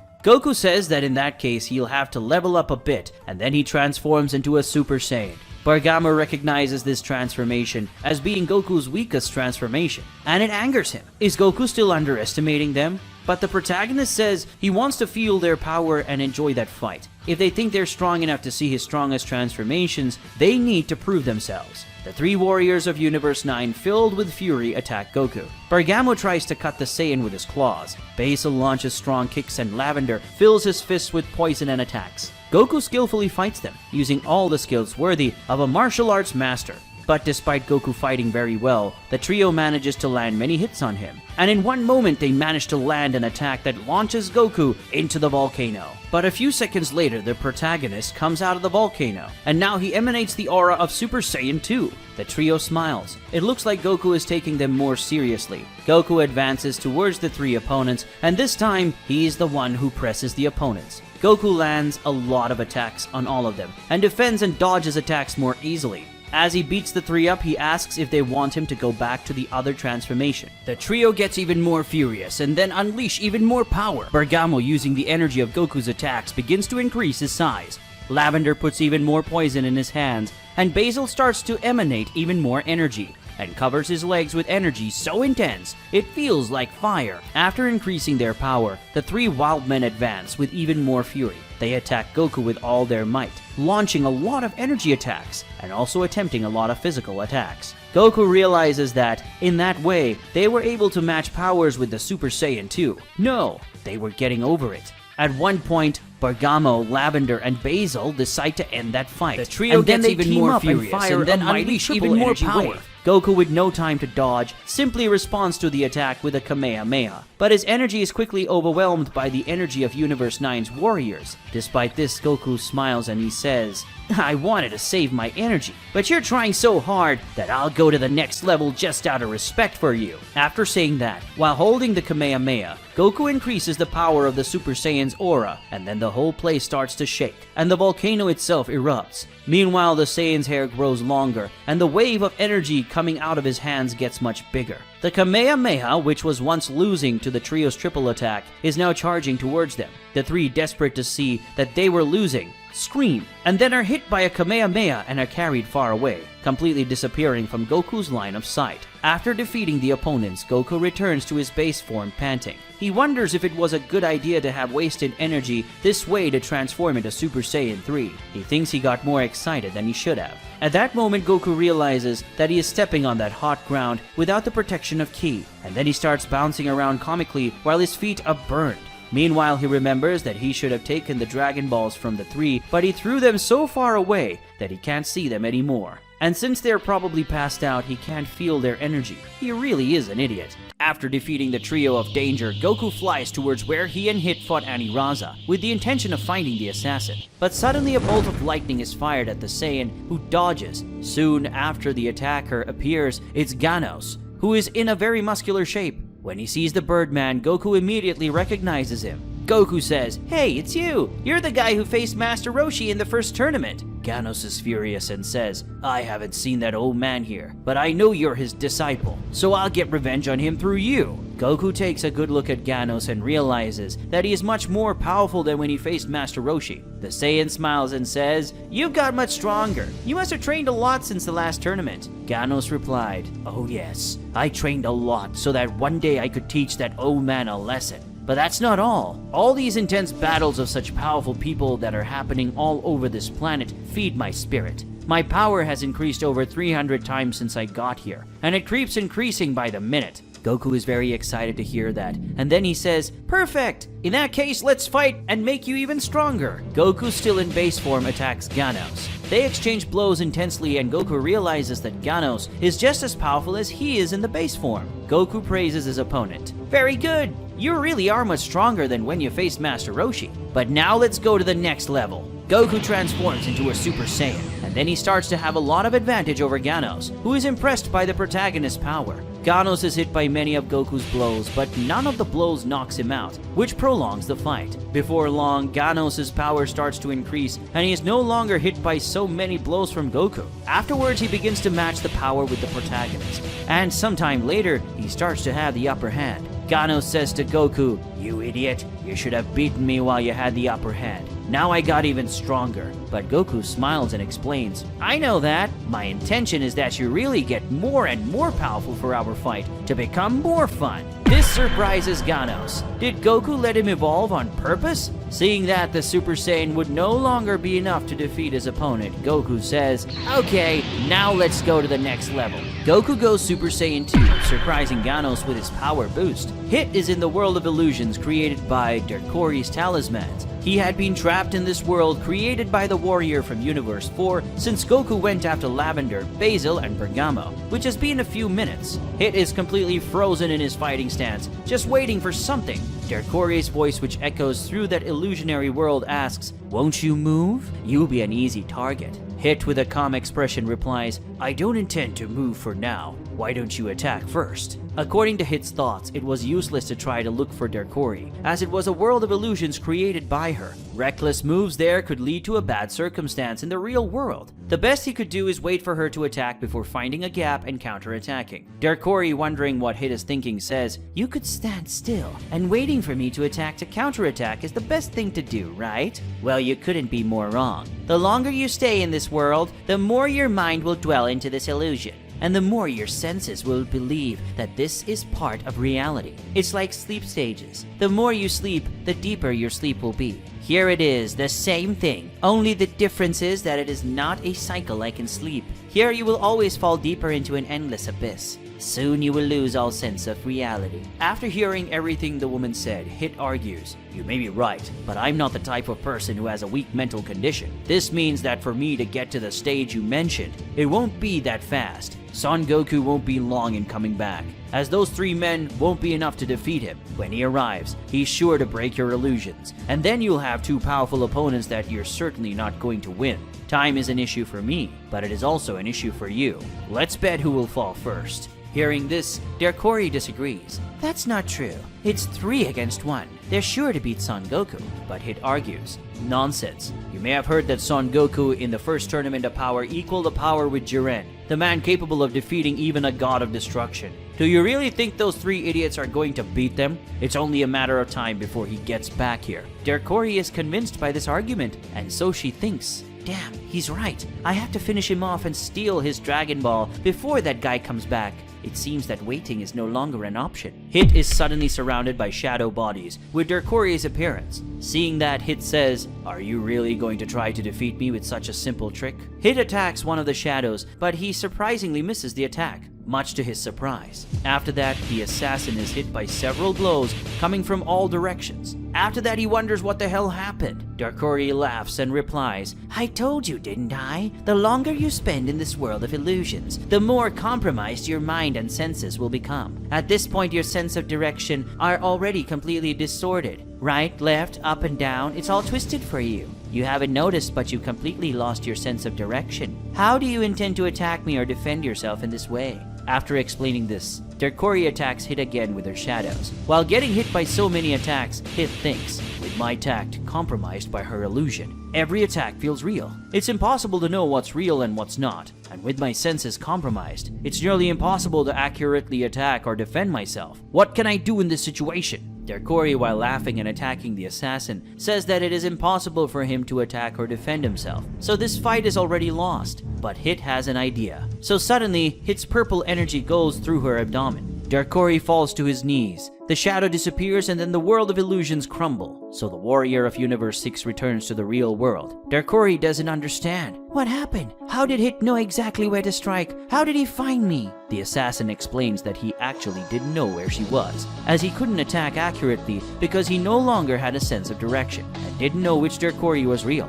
He simply froze time in a few fractions of a second and carried out many attacks in all possible directions. So one of those attacks hit her. He couldn't hit her accurately as the target was her chest and not her abdomen. But since she's not that strong, she ended up being incapacitated anyway. Derkori just can't believe what happened. He froze time in fractions of a second and performed so many attacks? This is impossible. Hit says it obviously takes incredible speed to pull off such a feat, but it's something someone like him can do. Derkori is very surprised by this. She never thought he could escape her ability in such a way. He is indeed an extremely intelligent and skilled man. Hit approaches the woman while ordering her to hand over the Dragon Ball, but he suddenly senses something and blocks many unseen attacks. Derkori smiles and greets her companions. Derkori says, "Damon, Gamisaras, and Shansa, you took your time. Those are the invisible or tiny warriors from Universe 4 who cannot be seen. Hit impatiently says, "Damn it, more scum keep getting in my way. This is getting annoying." After fighting Frieza and Cooler,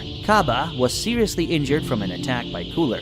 Despite this, he and Vegeta continued their journey towards the center of the planet, also looking for opponents to take the Dragon Balls from them. They are currently flying over the maritime region. Kaba is very embarrassed and apologizes to Vegeta for causing him trouble. He would like to be stronger, but even though he trains a lot, it seems like he's never strong enough. Vegeta says that defeats are part of the history of a warrior. He himself has unfortunately had many defeats, but the important thing is to not accept the situation and always improve, or at least strive to improve. A warrior's greatest defeat is not losing a fight. It's giving up on improving and settling down. After hearing these words from his master, Kaba is more motivated and thanks Vegeta. Suddenly they see a group of enemies approaching, and then the trio get in their way. The enemies are Ribrianne, Sankaku, and Su-Rose, the trio of warriors from Universe 2. Seeing them, Vegeta is very angry and disappointed. He says, "Oh, is that you? Those boring women who only talk about love all the time." They get very angry to hear the prince sneer at their love like that, and then they attack.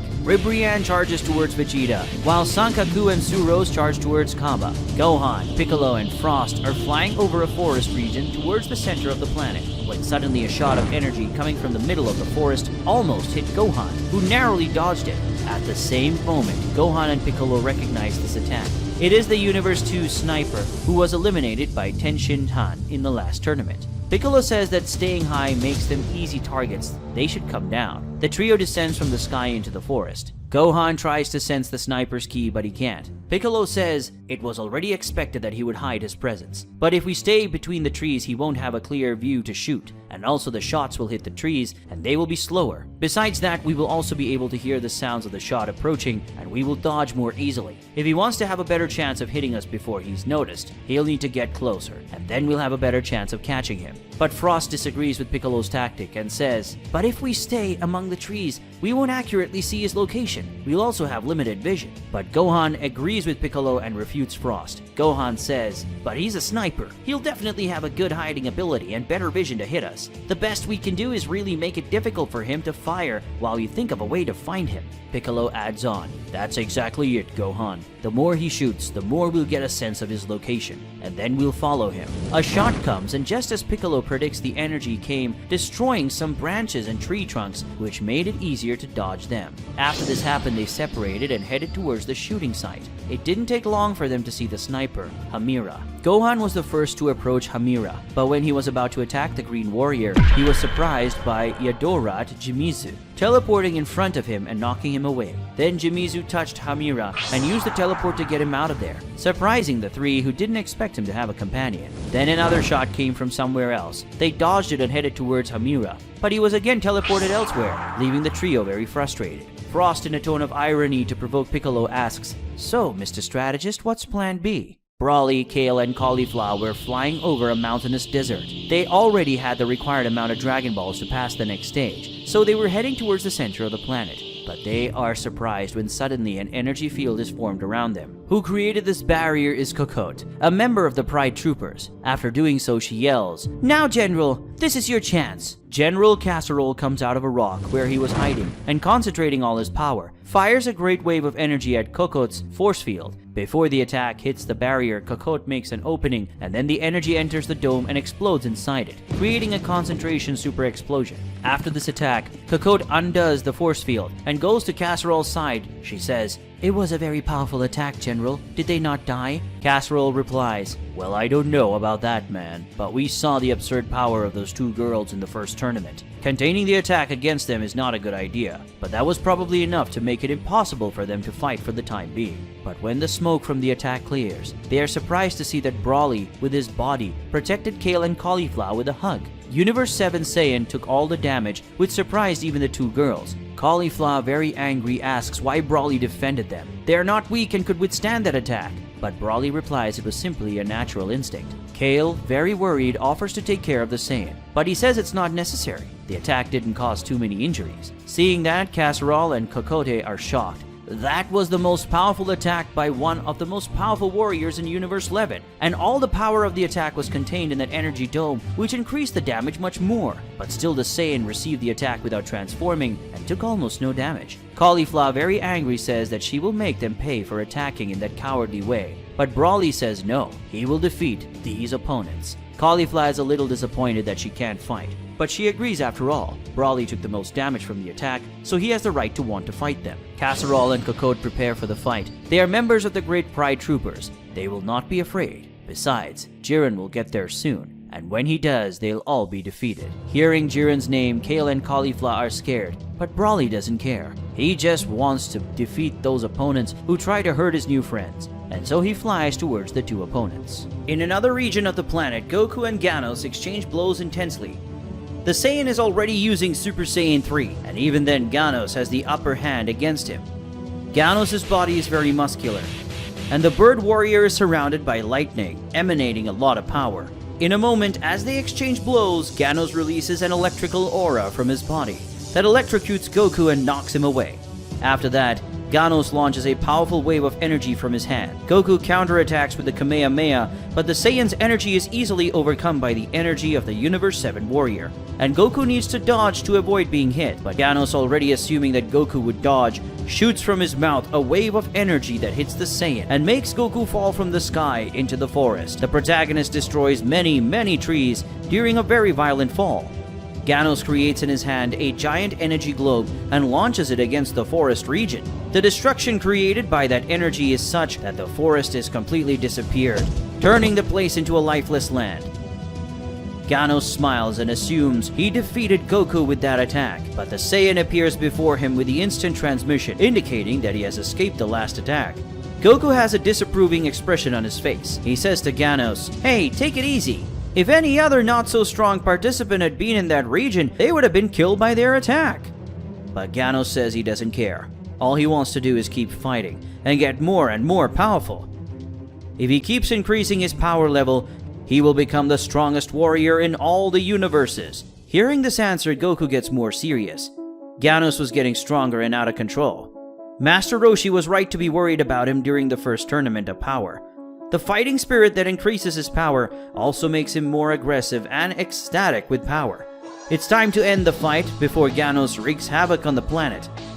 Goku closes his eyes, and when he opens his eyes, he's already transformed into a Super Saiyan God. Seeing Goku's new transformation, Ganos is confused. Before he felt a lot of energy coming from the Saiyan, but now he doesn't feel anything. Goku, with a serious and calm expression, tells Ganos that he's really amazing. A few minutes before, he was just a little above his level in base form, but now he's already surpassed his level in Super Saiyan 3. He was so excited about the fight that he even used Super Saiyan Phase 3, something that he logically shouldn't do.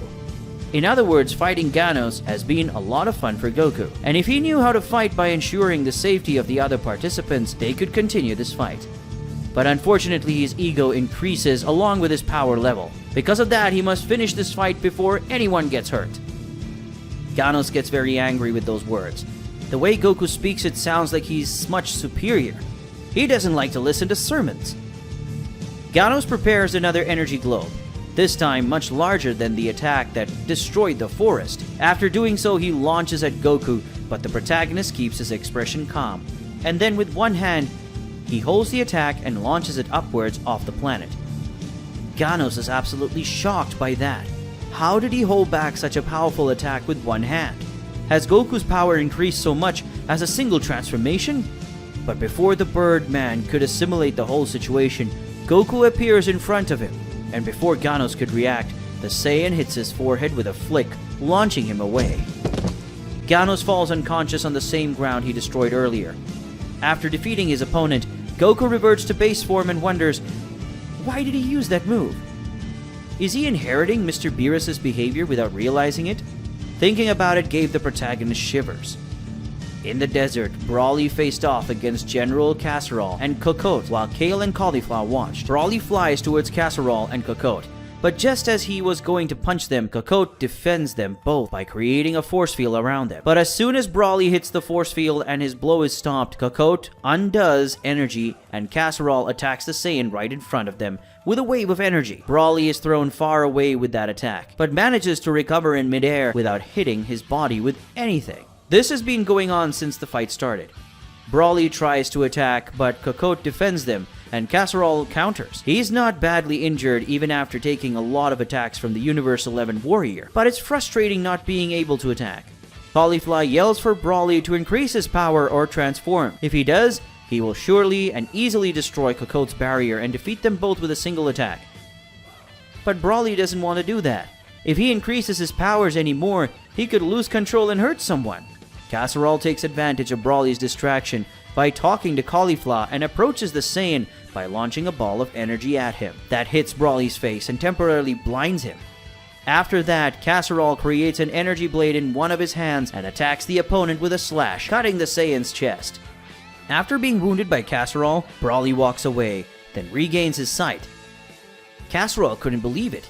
He hit the Saiyan directly with the energy blade, but all he got was a shallow cut. What is that man's skin made of? Brawly gets really mad and he's tired of those tricks.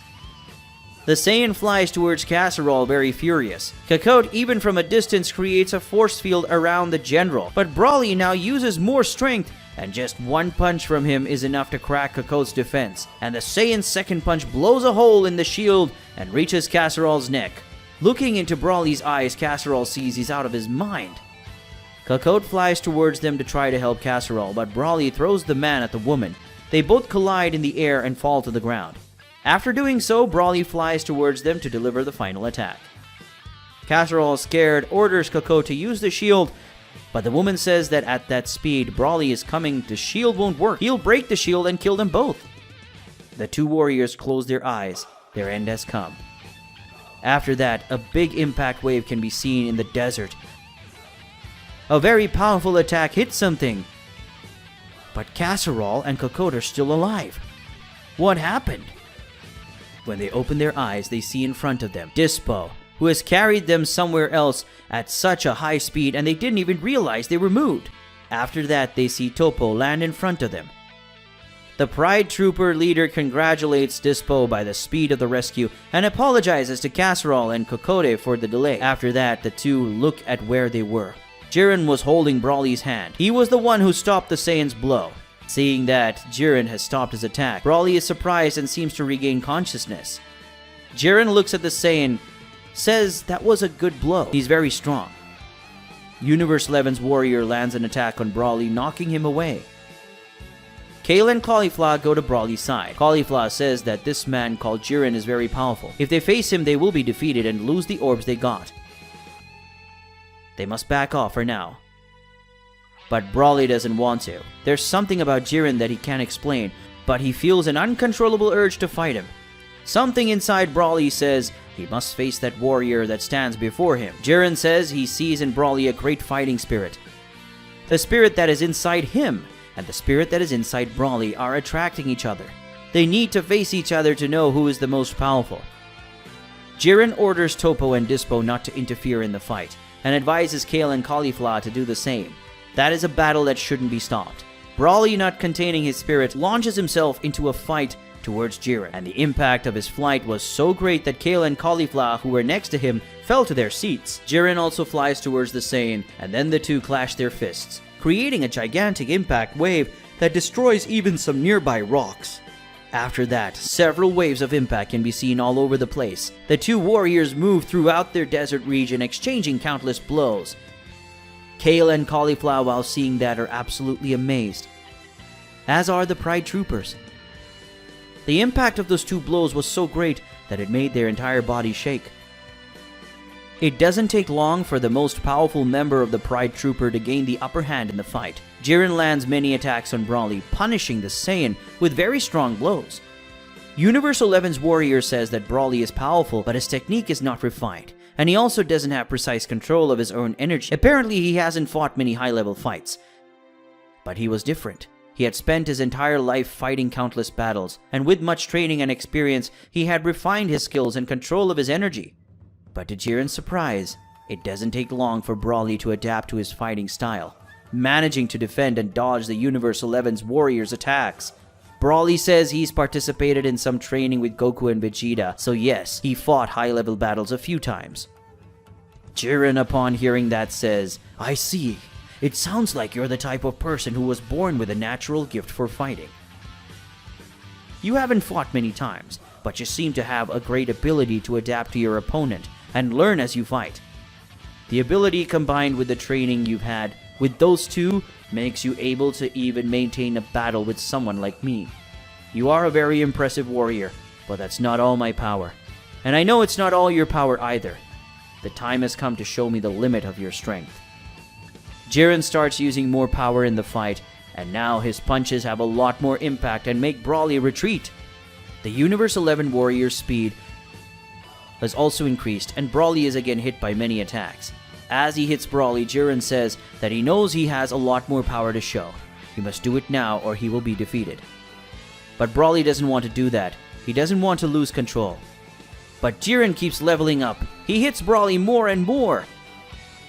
The Pride Trooper man blows get heavier and cause more pain to the Saiyan, who suffers a lot with every damage received. While watching that, Kale and Caulifla are very angry. They think about helping, but Dispo and Topo go in front of them. They won't let them interrupt Jiren's fight. Topo says they're not just doing this for Jiren's sake, but for their safety as well. When Jiren is struggling with his spirit burning like that, it's not good for weaker people to get in his way. At one point, Jiren lands a blow that sends Broly away. And then, while yelling at Broly to unleash his true power, Jiren launches a powerful energy attack at the Saiyan. Broly, without time to dodge the attack, holds it with his hands, but that energy is too powerful. He won't be able to hold it. Jiren says that he must release more power now, or else he will be swallowed up by that energy. Broly, with no option, starts to unleash a large amount of power. His hair grows in height, and his eyes turn yellow. And as the Saiyan's hands held Jiren's energy, he fired a great wave of power from his mouth. And the attack was so powerful that it immediately made Jiren's energy return to himself. But the Universe 11 warrior redirected his energy and Broly upwards. Seeing Broly's new form, he's happy. The Saiyan has finally increased his power. But he knows that Broly is still not using his full potential. Broly is not out of control, but he feels a great rage trying to take over his heart. That's dangerous. He should go back to base form. But Jiren doesn't let him do that and attacks him. Broly has no choice. He reacts to the opponent's attacks while using that power. Jiren, while exchanging blows with the Universe 7 warrior, reveals in his thoughts to feel a heat in his fists. He only felt it once in his fight against Son Goku in the Tournament of Power. Broly starts leveling up even more and makes Jiren back off. Kale, Caulifla, Topo, and Dispo watched that fight in complete amazement. They couldn't believe that Broly was so incredibly powerful.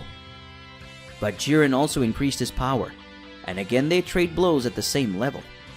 Many lightning strikes begin to fall from the sky, and the impact waves from their blows create whirlpools and tornadoes across the region. Little by little, the climate of the entire planet was changing.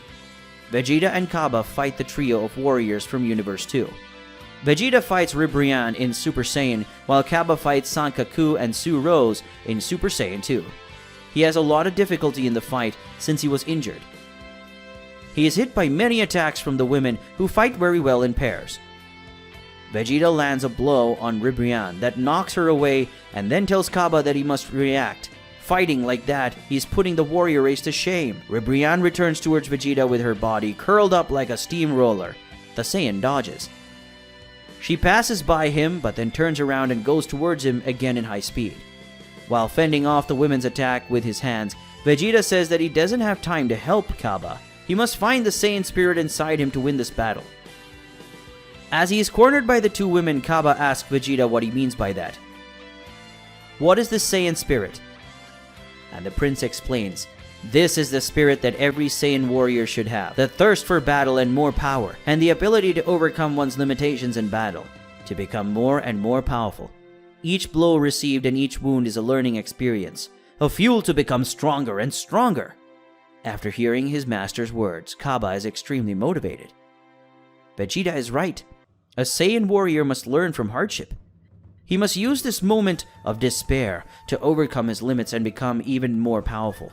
Filled with determination, Kaba breaks out of his defensive posture and starts the offensive against the two women, who are impressed by his sudden change in behavior. The Saiyan presses the two, making them retreat, and lands a few blows on them. Women are very angry. The raw power of a Saiyan cannot overcome the power of love.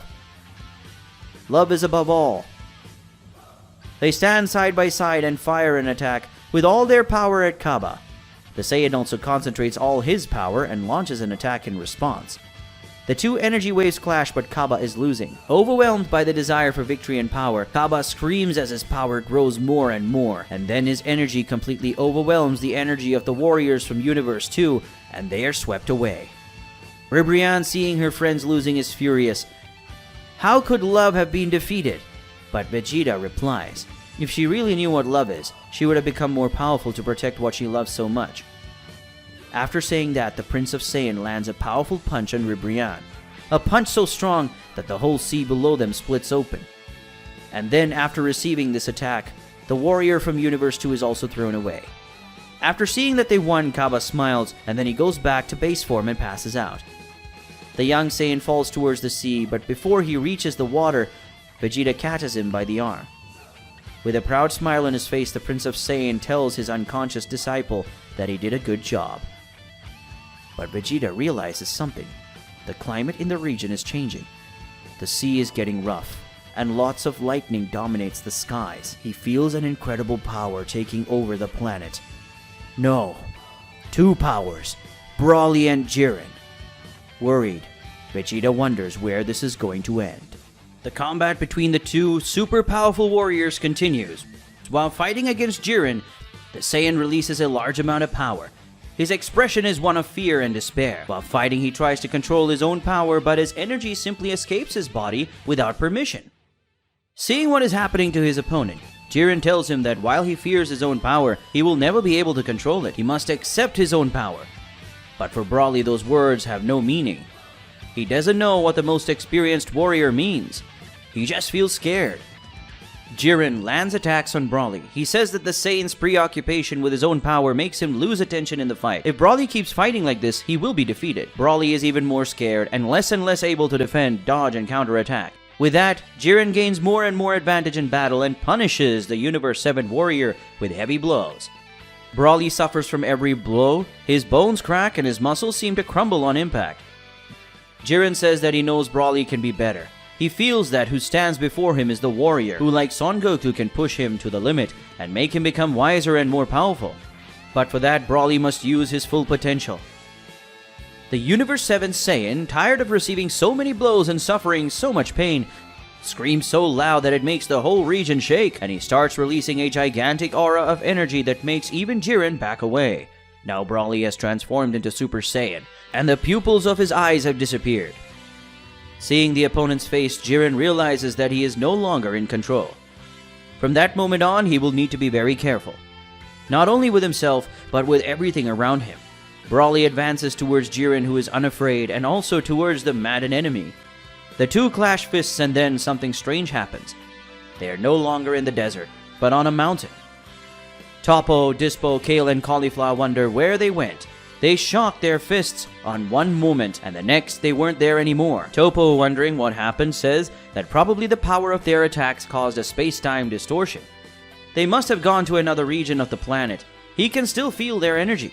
Broly and Jiren exchanged extremely powerful blows, and now the Saiyan attack the warrior of pride without any hesitation. Jiren lands an attack on the Saiyan, but he simply ignores the damage, and without retreating an inch, counters Jiren with an even stronger blow, destabilizing the ball man's guard, who receives a string of attacks afterwards. Jiren immediately raises his ki, and again the fight is in balance. He praises the Saiyan, saying, "That's right. Finally you are fighting without hesitation. You have finally accepted your own power. See how that makes you so much stronger? But something is still missing." Jiren begins to dodge and defend Broly's attacks, and counterattacks the Saiyan many times. Broly has a hard time attacking or defending his opponent, which makes him very frustrated and even angrier. While striking the Saiyan, Jiren explains, "In addition to accepting his power, a warrior also needs to own his power. Your power is great and your gentle heart makes you afraid to use it, so you deny your own strength. But when you need more power, you end up being overpowered by it, because your mind unconsciously rejects it. And as long as your mind rejects power, both cannot work together. You need to accept your power. Broly can't understand Jiren's words. He gets even more frustrated and furious at not being able to hit the opponent, and then starts unleashing even more power. Seeing this, Jiren realizes that this process is not going to be easy. While all this was happening in another region of the planet, Piccolo, Gohan, and Frost were in a bad situation while facing Jimizu and Hamira. The sniper Hamira would hide in the trees in the forest and shoot at them, but finding him was not the main problem. It was the fact that every time they got close to attack the sniper, the Yadrat Jimizu teleported him to another place. That way it was almost impossible to catch them, which made the fight an eternal game of cat and mouse. At one point, Hamira shoots at Piccolo, who dodges the shot. Gohan, coming from the other direction, fires an energy attack at the Green Warrior, and Frost, coming from the other direction, also fires an energy attack at him. But Jimizu immediately reaches him with the instant transmission and takes him away, letting Gohan and Frost's attack hit each other and create a huge explosion at that location. Piccolo, very angry, crosses his arms and started to build up energy, and then he yells at Gohan and Frost to get away. After that, he opened his arms, releasing all the accumulated energy, and then a great wave of energy devastated all the forest, destroying all the trees and making that place just an empty land. Gohan asked Piccolo why he does that. Wasn't the plan to use the trees in the forest to hinder the sniper? Standing in an open field would make them more vulnerable to an attack. Piccolo says that the situation has changed. It's impossible for them to catch up to Hamira and Jimizu like that. Hamira and Jimizu appear in the sky. Clearly, Jimizu has teleported to escape along with Hamira from Piccolo's latest attack. They smile, and Hamira says that now they were on open ground, it would be much easier for him to hit them. And on the other hand, it wouldn't be any harder for him and Jimizu to keep evading enemy attacks. This means that Piccolo's decision only made the situation worse for them. Piccolo responds to this provocation by shooting a key ball at Hamira, who deflects it. And then the Namekian smiles and says that the way it was before, they couldn't counter Hamira's shots from a distance as he was hiding among the trees. But now they have an open view. That's possible. That is, if they cannot defeat the sniper by approaching him, then they would do so from a distance. Frost smiles. He liked that idea. A shooting contest wasn't too bad. It could be fun. Gohan, Frost, and Piccolo all fire energy attacks at Hamira at the same time. The sniper warrior dodges the attacks with an annoying expression. Hamira tells them, "Who do you think I am? I'm a professional, attacking with shots and firing from a distance in my specialty. Do you dare think that you can win just because there are three? I'll show you who you're dealing with." Hamira shoots at the three Team 4 warriors who dodge and fire back. This battle is now a firefight.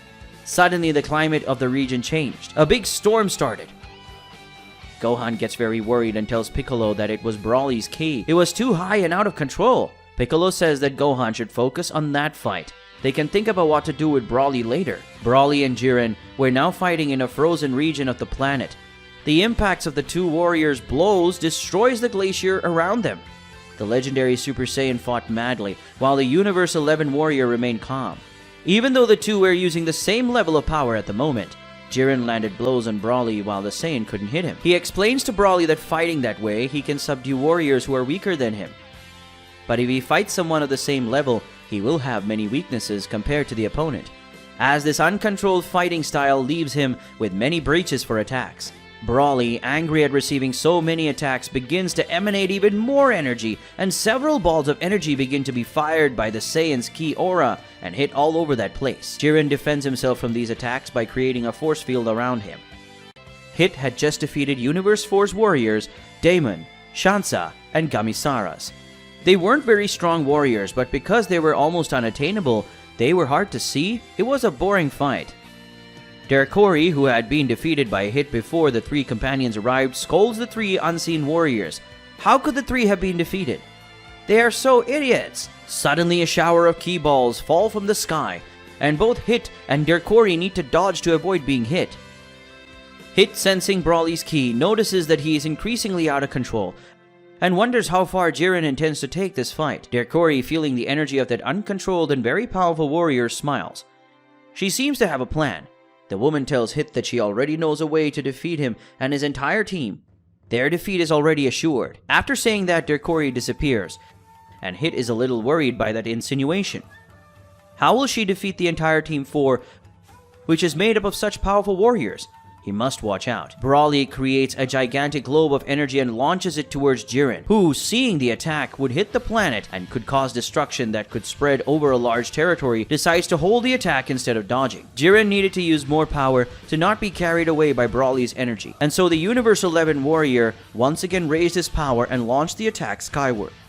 But Broly was already very close to him, and lands a string of blows on the Pride Troop warrior. He finishes the string of attacks by shooting a wave of energy through his mouth that completely engulfs Jiren's body. Jiren is carried from the frozen region of the planet into a vast desert, where he finally crashes into the ground. He was really hurt by that attack. When he gets up, Jiren sees that Broly is already there, the legendary Super Saiyan watching him from the sky with an expression of pure fury and madness. Jiren smiles. Broly is really incredibly strong, but that fight shouldn't go on, or else the situation could become unmanageable.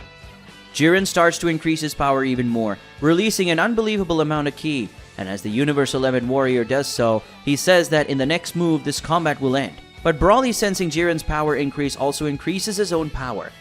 And even though the Saiyan doesn't use words to express his thoughts, Jiren realizes that he too plans to end the fight in his next attack. The time to know who is the most powerful has arrived. As Broly and Jiren raise their powers for a final blow, Frieza and Cooler watch from a distance. Cooler, a little annoyed, complains, "Damn, following these two around this huge planet is so boring."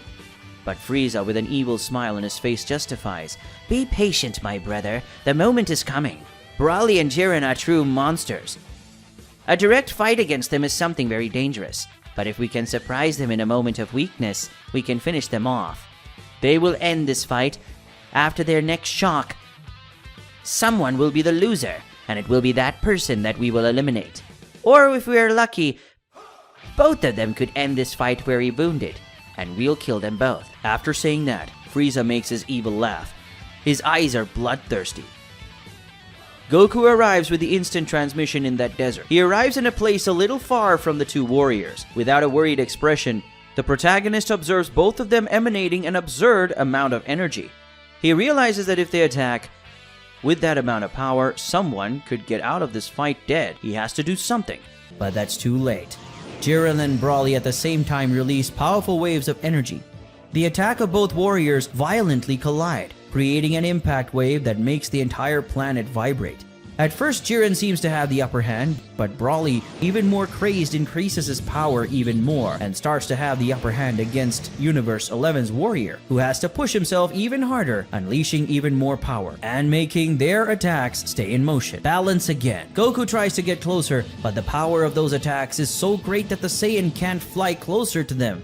Goku, using telepathy, speaks to Jiren's mind, who is surprised by the call of another Saiyan from Universe 7. Speaking in Jiren's mind, Goku says that Broly is like a battle machine. The angrier he gets, the stronger he will be.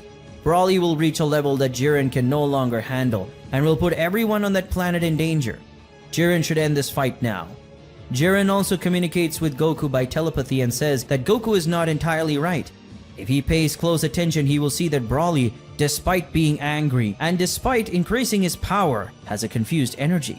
If his energy is confused instead of being totally dominated by anger, it means that despite using all that amount of power, he is still holding a spark of awareness deep in his heart. But Jiren says he understands Goku's point. It really might not be a good idea to push Broly even further.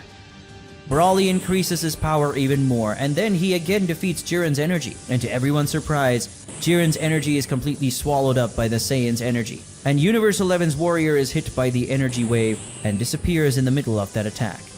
Broly's attack explodes into the ground and enters the ground and off the planet in the distance. Broly's energy can be seen crossing the other side. Broly's attack literally ripped through the entire ground of that gigantic, super tough planet.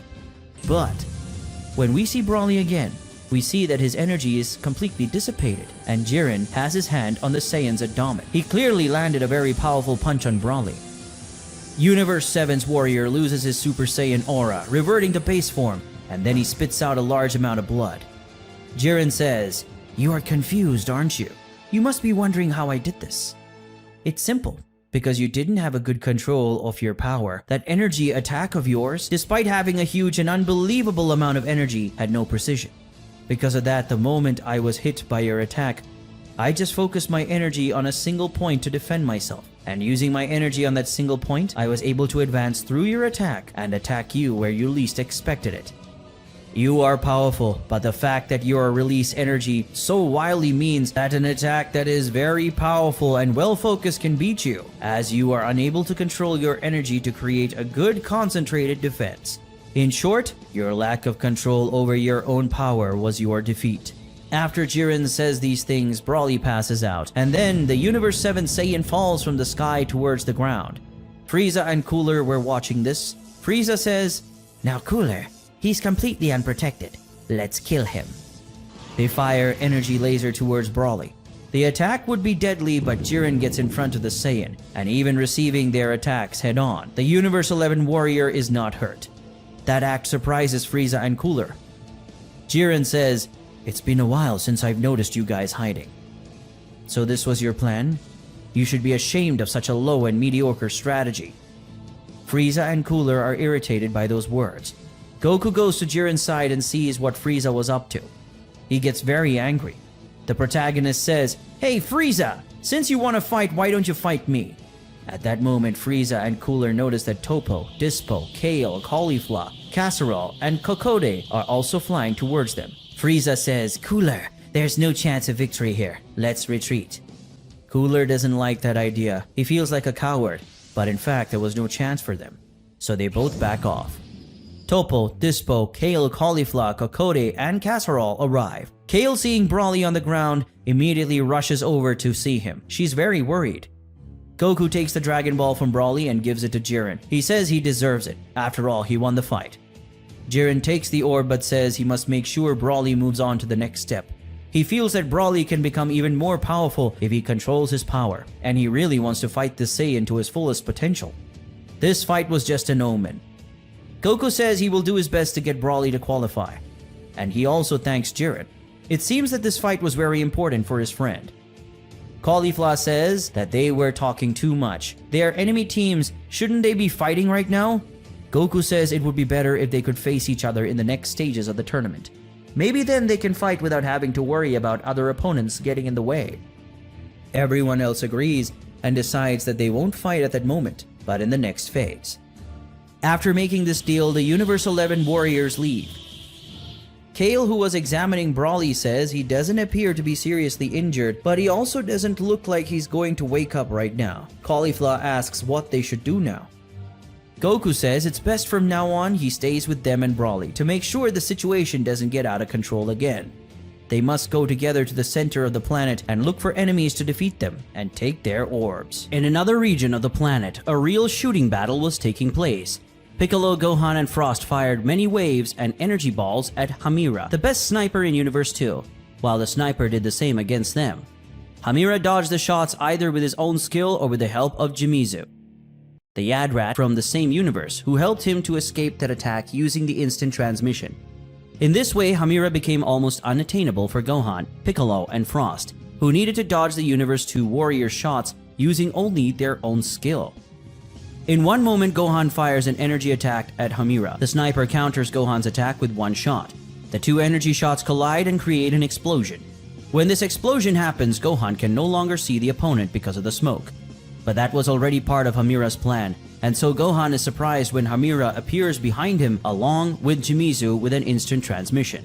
When he arrives behind Gohan, Hamira already has a shot ready and launches his attack against Gohan, who is surprised by the instant movement of the opponents and dodges by very little, earning a deep wound in one of his arms.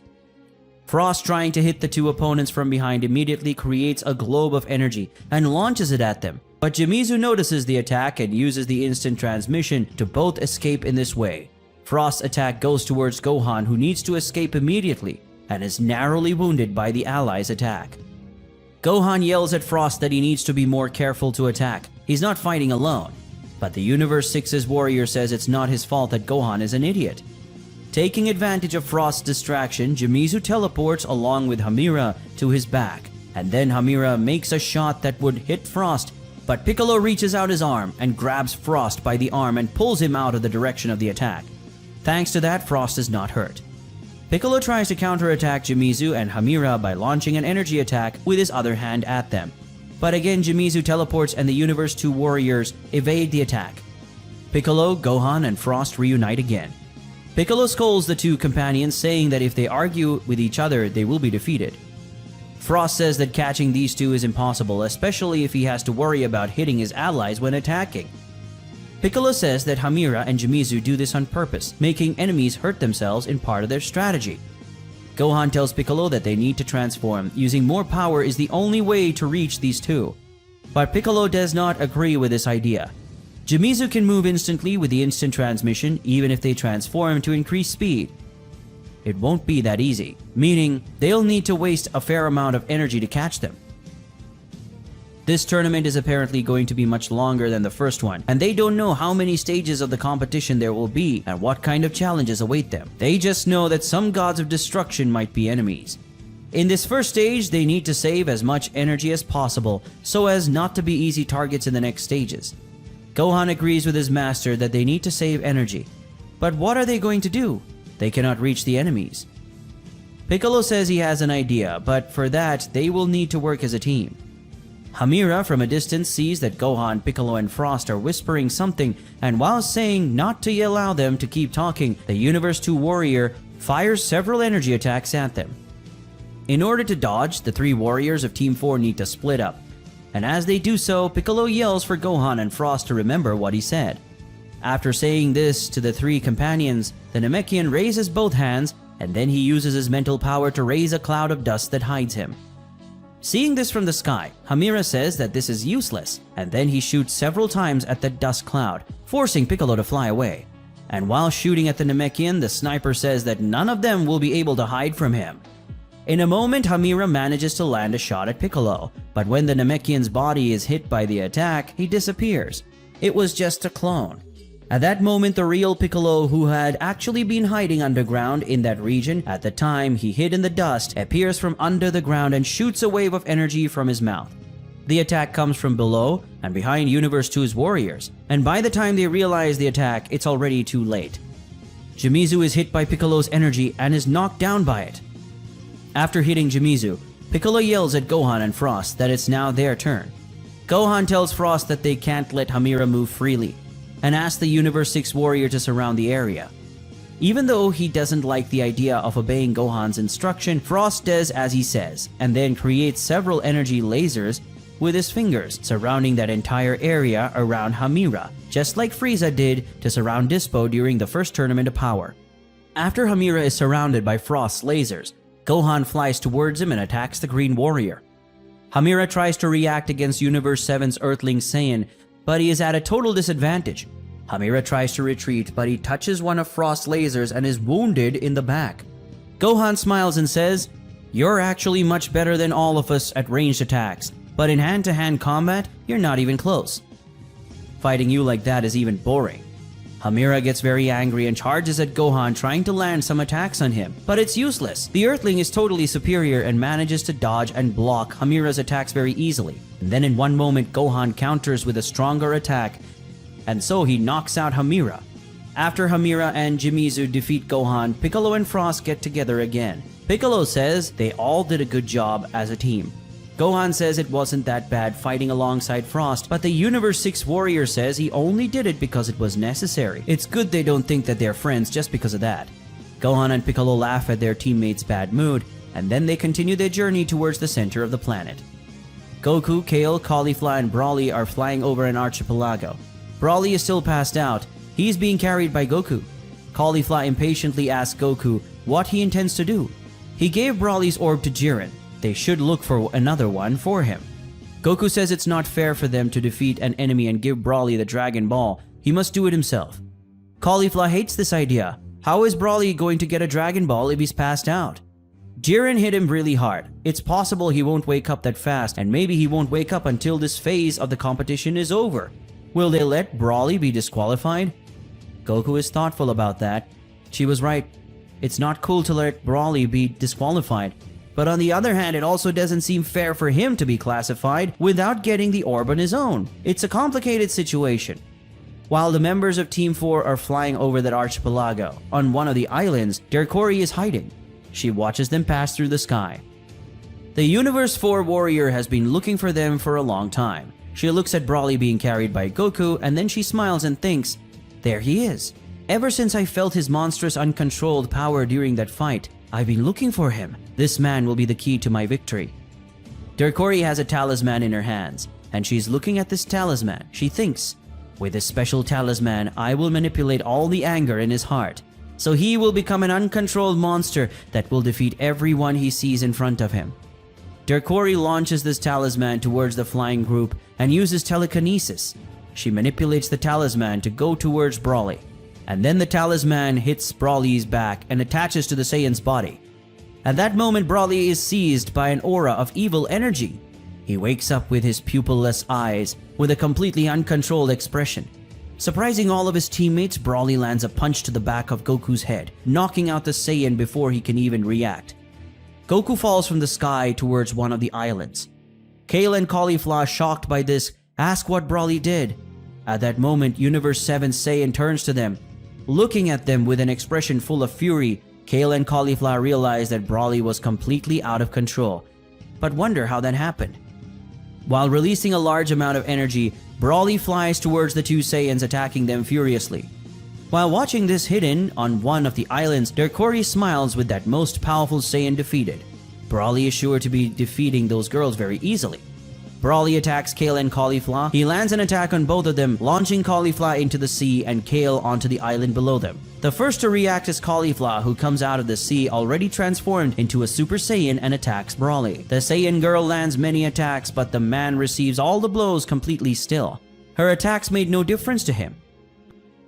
After that, Broly counterattacks with a blow that causes Caulifla to spit out a large amount of blood. Seeing that amount of power wouldn't be enough to deal with Broly, Caulifla immediately advanced to Super Saiyan 2 and then started a counterattack, but again her blows made no difference to Broly, who after receiving many attacks from the front, grabbed Caulifla by the neck and began to strangle the woman.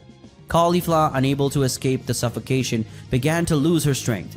But then Kale, already transformed and with her new muscular appearance, came flying and knocked Broly away, causing him to release Caulifla. After pushing Broly away, Kale asks how Caulifla is doing. Caulifla replies that she is fine, but it is very frustrating to see the difference in power between them. Seeing Broly flying towards them again, Kale says that she will try to face him head-on and hold him. Meanwhile, Caulifla must try to find a gap to attack. Kale flies towards Broly and the two collide in the air, but Kale immediately loses the strength contest and is carried by the Universe 7 Saiyan, who charges at her with many attacks as the woman has to retreat, trying to defend the blows. Kale recognizes that Broly's power is far beyond her control and tries to talk to him, trying to wake him up from his furious sleep, but Kale's words don't seem to reach Broly. While watching Kale trying to wake up Broly, Derkori in thoughts say that was absolutely impossible. The power of that talisman made Broly's conscience fall into a deep abyss. No voice can reach him. At this moment, he is completely dominated by hatred and madness, making him come to his senses with words is not an option. Vegeta and Kaba are flying over a large open field. Kaba is passed out on Vegeta's back until he finally wakes up. Seeing that the younger Saiyan has woken up, Vegeta scolds him, ordering him to get off his back. Kaba, embarrassed, obeys, and then the two fly side by side. He asks Vegeta what happened. The older Saiyan explains that after the fight against the three women from Universe 2, he passed out. Kaba apologizes. He's causing his master a lot of trouble. Vegeta says it's true, but at least this time he managed to win. He did very well in that fight and is certainly evolving. If he continues on this path, he will definitely become a worthy warrior. Kaba is a little embarrassed by that compliment and then thanks his master's words. Suddenly the two feel something and stop flying. Vegeta, with a worried expression, says he is feeling Broly's ki and is completely out of control. But this time, his lack of control is much worse than when he faced Jiren. This time it seems that he is completely dominated by madness, without any trace of conscience or humanity. Kaba, sensing Kale and Caulifla's ki, realizes that they are having a hard time against Universe 7 Saiyan. Vegeta tries to sense Goku's ki, as he had previously sensed Goku's ki next to Broly's and knew they were together. But now he can no longer sense his rival's energy and wonders if Kakarot has been defeated. Kaba, very worried about his friend, says that they should help Kale and Caulifla. Vegeta disagrees. They don't have to solve other people's problems all the time. If they are true Saiyan warriors, they have to face their own battles. But Kaba argues that this is not an individual competition. They are a team and need to help each other. After hearing that, Vegeta makes an angry expression. As Broly pressures Kale, Caulifla advances behind him, and then she notices Derkori's talisman attached to him and deduces that perhaps that is the cause of the man's madness. But when Caulifla tries to get close to remove Derkori's talisman, Broly notices her, grabs Kale by the ankle while parrying a kick from her, and spinning Kale uses her body to hit Caulifla, throwing the Saiyan girl into the sea. After this, Broly spins Kale over and over in the sky, creating a large tornado with the force that spins the woman. And just as Caulifla was coming out of the sea to rush towards him and attempt some attack, Broly launches Kale at her. Kale goes towards Caulifla and collides violently with her. The two Saiyans are thrown into the sea with such force that they open a crater in the water to the deepest region of the sea until they collide with the ground and are buried. Only after the two women hit the ground does the sea close in again. That impact was strong enough to knock out Kale and Caulifla, who are now passed out under the sea. Broly, still not satisfied, creates a large globe of energy, and aiming to kill the two Saiyan girls, he launches his attack towards the sea. That attack would surely be powerful enough to kill them, and also destroy that entire region. But Vegeta appears with Kaba using the instant transmission, and seeing that giant energy globe approaching, he is scared. Broly was really attacking to kill those girls? Vegeta immediately transforms into Super Saiyan Blue and fires a final flash at Broly's energy. Vegeta's energy wave carries Broly's energy globe into the sky. Vegeta has an angry expression. He didn't like to use the instant transmission, but Kaba insisted so much on helping those two girls that he had to do it. But in the end it was necessary, as if they took a few more seconds. Broly would have been a murderer. Vegeta tells Kaba to rescue the two girls at sea. In the meantime, he will deal with Broly. Kaba obeys his master and dives into the sea to rescue Kale and Caulifla. Looking at Broly, Vegeta sees that he is not normal. In fact, just talking won't work. He needs to be defeated. The Prince of Saiyans increases his power even more. He will now use Super Saiyan Blue evolution. Broly responds to the Prince of Saiyan's power increase by also increasing his power. He goes to Ikari form. From now on, he will use the power of an Uzaru. After transforming, they both fire several ki balls towards each other. Many explosions occur in the sky, creating a large cloud of smoke. Broly breaks through the cloud of smoke to attack Vegeta, but the prince fires an energy attack that hits Broly before he gets close. Broly holds back Vegeta's energy, but the attack was incomplete. Vegeta moves behind Broly and fires a second attack just like the first. As Broly has both hands full holding the first attack, so the second attack hits him from behind and explodes, causing the first attack to explode as well. And then a gigantic explosion occurs. The pressure of the explosion caused a great tsunami in the sea below them. While looking at the big cloud of smoke waiting for Broly to come out, Vegeta reflects that he saw a strange object on his back. Maybe that is making him go crazy. If he removes that thing, Broly should be back to normal. The Saiyan comes out of the cloud of smoke, absolutely enraged. He goes towards Vegeta trying many attacks, but Vegeta defends them all. The prince, finding some gaps during Broly's attacks, counterattacks, leaving Broly a little stunned. At one point, Vegeta launches a ki ball at Broly's face, causing a small explosion that leaves Broly blind for a moment, after which he goes to Broly's back and hits a kick on his back, launching Broly towards the mountain of one of the surrounding islands. Broly hits a rock with the front of his body, and his face and the entire front of his body are buried in the rock. After that, Vegeta launches 5 energy rings at Broly, trapping the Saiyan's arms, legs, and neck. That way, Broly was immobilized and his back exposed. After doing that, Vegeta smiles. Now all he needs to do is remove that weird thing on his back. But Derkori, seeing what was about to happen, thinks desperately. She says, "Damn it, this way he'll regain consciousness. I can't let that happen. I will increase the power of the talisman so that his wrath will be fully unlocked. This can be dangerous, but if he is defeated, none of this will make sense." Derkori extends his hands towards Broly. At this moment, the negative energy surrounding the Saiyan becomes even more intense, and then Broly, in an even greater amount of fury, releases an immense amount of energy. With that, he destroys Vegeta's power rings, the rock he was trapped in, and also the whole little island. Vegeta, who was approaching him, is pushed away immediately. A large pillar of energy created by Broly can be seen even outside of that planet. Derkori, seeing this, is very worried. Did she make him go too far? Kaba, who was carrying Kale and Caulifla, leave the Saiyan girls passed out on the floor of an island. After doing so, he looks at a huge pillar of energy and is worried about his master. But the amount of power that Broly was releasing was too great. He couldn't do anything to help. If he went there, it would just get in the way. The energy pillars crumble, and now Broly can be seen again. He's transformed into a Super Saiyan and his body is much bigger and more muscular. Seeing this, Vegeta gets very angry, and then he complains. Damn it, I was almost done. Now his power is much greater. This will get even more complicated. There is no way I can win this fight by containing my power. I will need to use my most powerful transformation. Vegeta starts to concentrate his power, and then the Super Saiyan Blue's blue aura changes color. Now the energy released by Vegeta is purple, the energy of destruction. The Prince of Saiyans, with a much wilder appearance, says with a crazed smile in his face, "See that form, Broly? I call it Ultra Ego. Which source of power is more powerful, the power of your fury or my power of destruction? Come, let's find out!" Seeing that power emanating from Vegeta, Broly gets even more furious, and then he advances towards the Prince of the Saiyans to attack him with a punch. And to Broly's surprise, Vegeta doesn't dodge or block. He takes the attack head on. After being hit by the legendary Super Saiyan, Vegeta smiles, and then he says, "Come on, Broly, I know you can do better than that."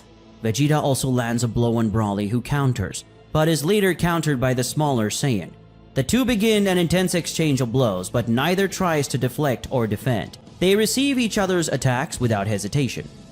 Before long, Broly gains the upper hand and he begins to land many attacks on Vegeta, who takes the hits of the larger Saiyan while spewing blood through his body. After many attacks from Broly, Vegeta is completely dizzy and stunned. Broly puts a lot of energy in his hand. He would finish the fight with one last blow, but when he did the attack, Vegeta held his punch with just one single hand, and then facing the legendary Saiyan with a maniacal-like smile, Vegeta says that now it's his turn. Vegeta lands a powerful punch on Broly that causes the maddened Saiyan to expel a large amount of blood from his mouth. After that, the smaller Saiyan corners the larger Saiyan with a string of many hits, both fast and hard. Seeing the two combatants fighting in the sky from afar, Kaba is very impressed and he says to him, "Impressive! Master Vegeta at one point was at a complete disadvantage, but even though he was hit by many of Broly's attacks, he seemed to have gained the upper hand. It's as if the simple fact of getting beaten up makes him stronger." After thinking these things, Kaba smiles. There is a hope his master can win. Derkori, who was watching from another island, is not as happy as Kaba. She thinks confused. Damn it, what's going on? One moment that guy with the big forehead was losing, and suddenly he's got the upper hand? How can this happen? While making Broly retreat with his attacks, Vegeta taunts him by saying, "What's the matter, Broly? Is this all your fury? Is that all your power? Your wrath is nothing compared to the true power of destruction." After receiving many attacks from Vegeta, Broly finally held one of the blows and counterattacked the prince with a blow that knocked him away. After that, Broly fired a large energy attack at Vegeta, who, pointing one of his hands at the attack coming his way, shouts, "Hakai!" After that, Broly's attack completely disappears, surprising the legendary Saiyan, and Vegeta took advantage of Broly's surprise to fly towards him and hit him with a strong headbutt to the head, stunning Broly. After stunning the larger man, Vegeta grabbed him by the hair and then flew off, carrying him towards the sea. Vegeta and Broly immerse themselves in the water. The prince takes Broly towards the bottom of the sea, and while doing so, he thinks, "If I drown him until he completely loses oxygen and passes out, it will be easier to remove this thing from his back." But Broly reacts and unleashes an immense amount of power that opens the sea and makes Vegeta release him. They start exchanging blows in the breach in the sea, and the pressure of their attack is so great that they create a tornado around them, and the wind mixed with the water creates a water tornado. Kaba and Derkori try to see what's going on inside, but they can't see anything because of the water walls of that tornado. They can only hear the monstrous sounds of the impacts of their blows. Lightning falls from the sky and hits the water tornado, causing the spinning walls of water to be consumed by electricity. That was a natural catastrophe never seen by those who were present. Inside the tornado, Vegeta and Broly exchanged blows intensely. Both were badly injured. In a moment, Broly grabbed Vegeta by the face and pressed his face against the wall of water, and the electricity running through that water electrocuted both Vegeta and himself. Even though he was electrocuted, Vegeta pointed one of his hands at Broly's face and he yelled, "Big Bang Attack!" Outside of that gigantic electric water tornado, a huge explosion could be seen that broke up the tornado. The power of that explosion was so great that it left both Kaba and Derkori completely scared. From the midst of the explosion, two bodies were seen falling to opposite sides. One of the bodies landed on one island and the other body on another. Kaba and Derkori were very tense. Who was Vegeta and who was Broly? Which one will get up? A short time later, they saw someone floating from the island's floor to the sky. That person was Vegeta, who was very injured. Seeing that, Kaba was very happy. He did it! Vegeta defeated Broly! Derkori, seeing this, dropped to his knees. Broly lost! Was all her effort meaningless? But suddenly a large amount of energy started to be released from the other island, and then the other person could be seen floating towards the sky as well. It was Broly, whose face was covered in blood, and now his expression was much more crazed. Seeing that, Derkori stood up again. She knew she made the right bet. Broly will win. And at that moment, Kaba's smile fades. It wasn't this time. Seeing Broly leaving that island emanating even more power, Vegeta is very angry. But then he smiles and says, "You really are a tough guy. After that day we fought on Earth, I trained tirelessly to increase my power. And I also went through many life and death battles. I made my way to get stronger, though a lot of sweat and blood. But even though I've done all that, there you are, pushing me more and more to overcome my own limits. I have no choice. I need to evolve even more to defeat you." But just as Vegeta would start to increase his power even more, Goku appeared in front of him, telling him to stop. Vegeta is surprised by his rival's sudden reappearance, but says that this is not a good moment. They were in the middle of the fight. Goku says he's the one who has to fight Broly, not Vegeta. The prince gets very angry with this statement from Goku, and he says, "What right do you think you have to intervene in this fight, Kakarot? You were responsible for him. You were defeated. Now do you want to interrupt what I'm doing?" Goku, embarrassed, apologizes to Vegeta. Unfortunately, he was caught off guard by an attack, but then he gets more serious again and explains why he stopped that fight. He says, "Vegeta, this transformation of yours gives you more power at the cost of taking attacks from enemies. Broly is very powerful and has the potential to greatly increase his power until he reaches some limit. This means that to fight at that same level as him and follow his evolution, you'll need to receive lots and lots of attacks, and he will probably keep evolving too, until someone finally reaches some limit. This means that no matter who wins, both will end this fight seriously injured. In other words, our team would be very harmed for the next stages of the tournament. Or worse, one of you could be killed." Hearing his rival's argument, Vegeta says, "All right, Kakarot, you might be right. But what is your plan then?" Goku explains, "Contrary to your ability, my Ultra Instinct is perfect for dealing with Broly, without resorting to extreme violence. Someone like him who evolves with the fury of battle must have big problems facing someone who fights with ease and with good dodges. I'm the ideal opponent to face Broly right now." After hearing all this, Vegeta cannot think of arguments to refute his rival, so he is forced to agree. "All right, Kakarot, your argument is irrefutable. But don't fail this time, or else I will face Broly with all my might and without holding back."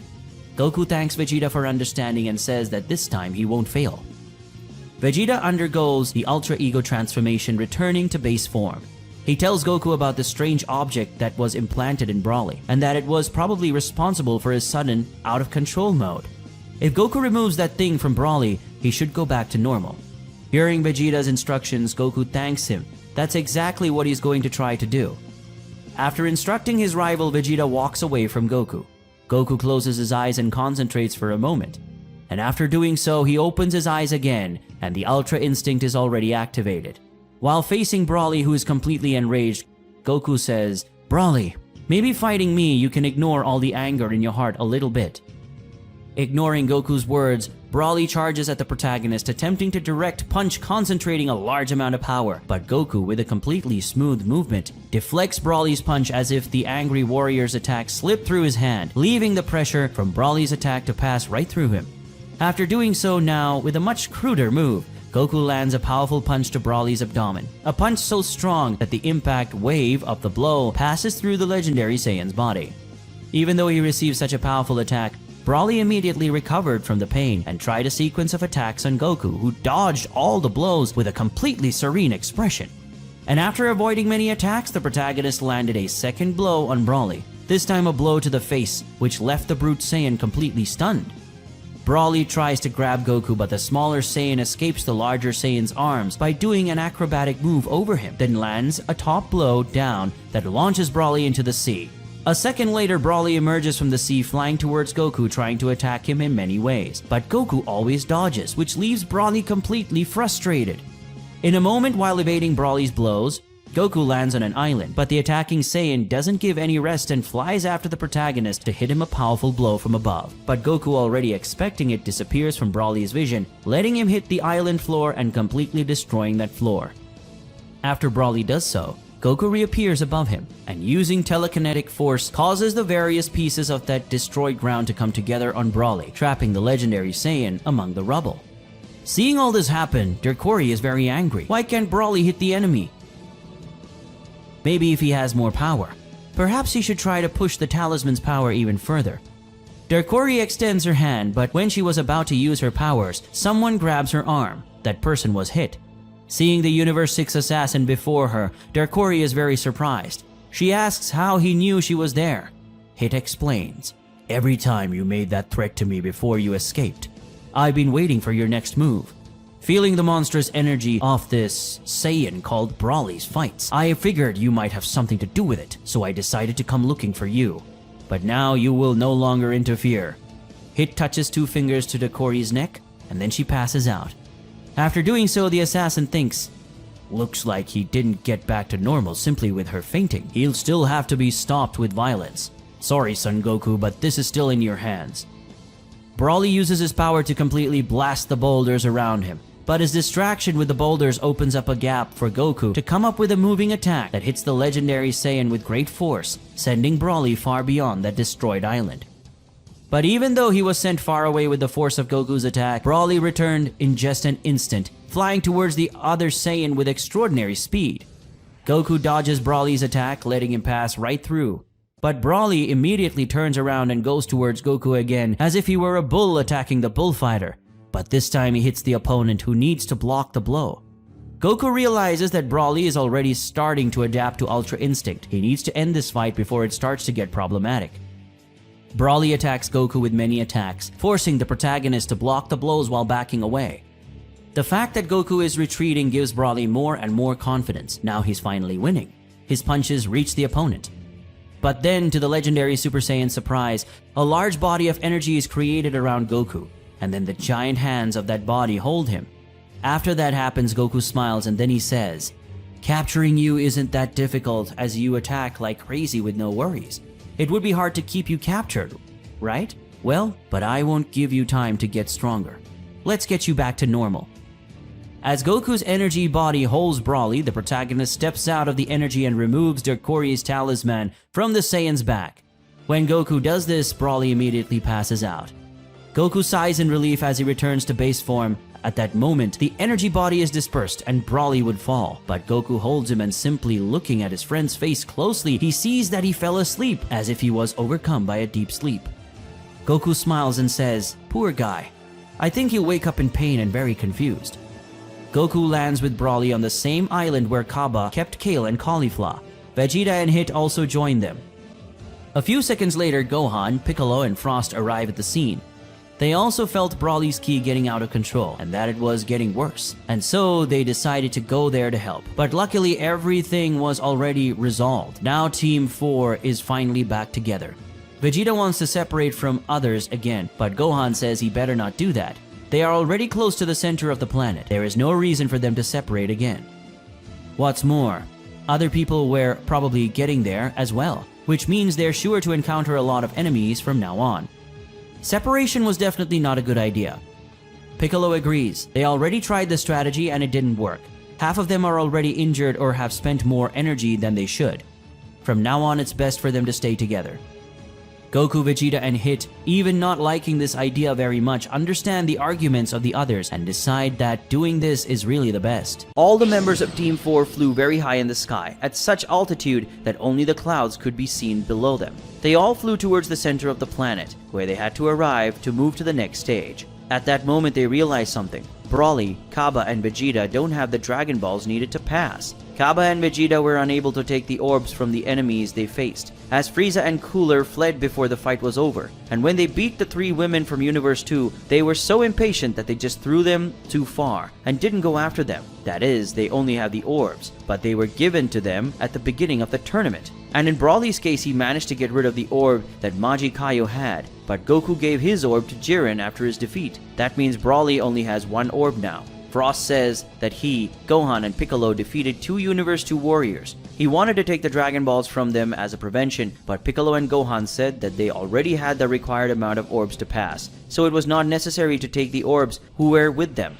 Piccolo and Gohan justified their decision by saying that they trusted every member of their team to be able to get the orbs on their own merit, and still think so. Frost says they're 2 idiots. This is a competition. That kind of morality shouldn't apply there. But for everyone's happiness, he thought it might happen. And so when he defeated Shansa, Kamisaras, and Damon from Universe 4, he took the orbs from all of them in case the party members missed it. That was his job, to get as many group members as possible to move to the next stage. To pass, he will use the orb he took from Derkori when he knocked her out after meeting her again. Hit gives the Dragon Balls to Vegeta, Broly, and Kaba, and takes an orb for him. Vegeta doesn't want to accept it. He doesn't like the idea of being classified just because Hit gave him the orb. But Kaba argues that accepting those orbs is not a lack of merit. After all, they actually deserve those orbs as they defeated Universe 2's trio of warriors. As they didn't take the Dragon Balls from them, they can accept these orbs given by Hit as if they were the ones they didn't take from them. Strangely, that logic used by Kaba is accepted by Vegeta. The Prince of the Saiyans says that it still doesn't seem worthy of him.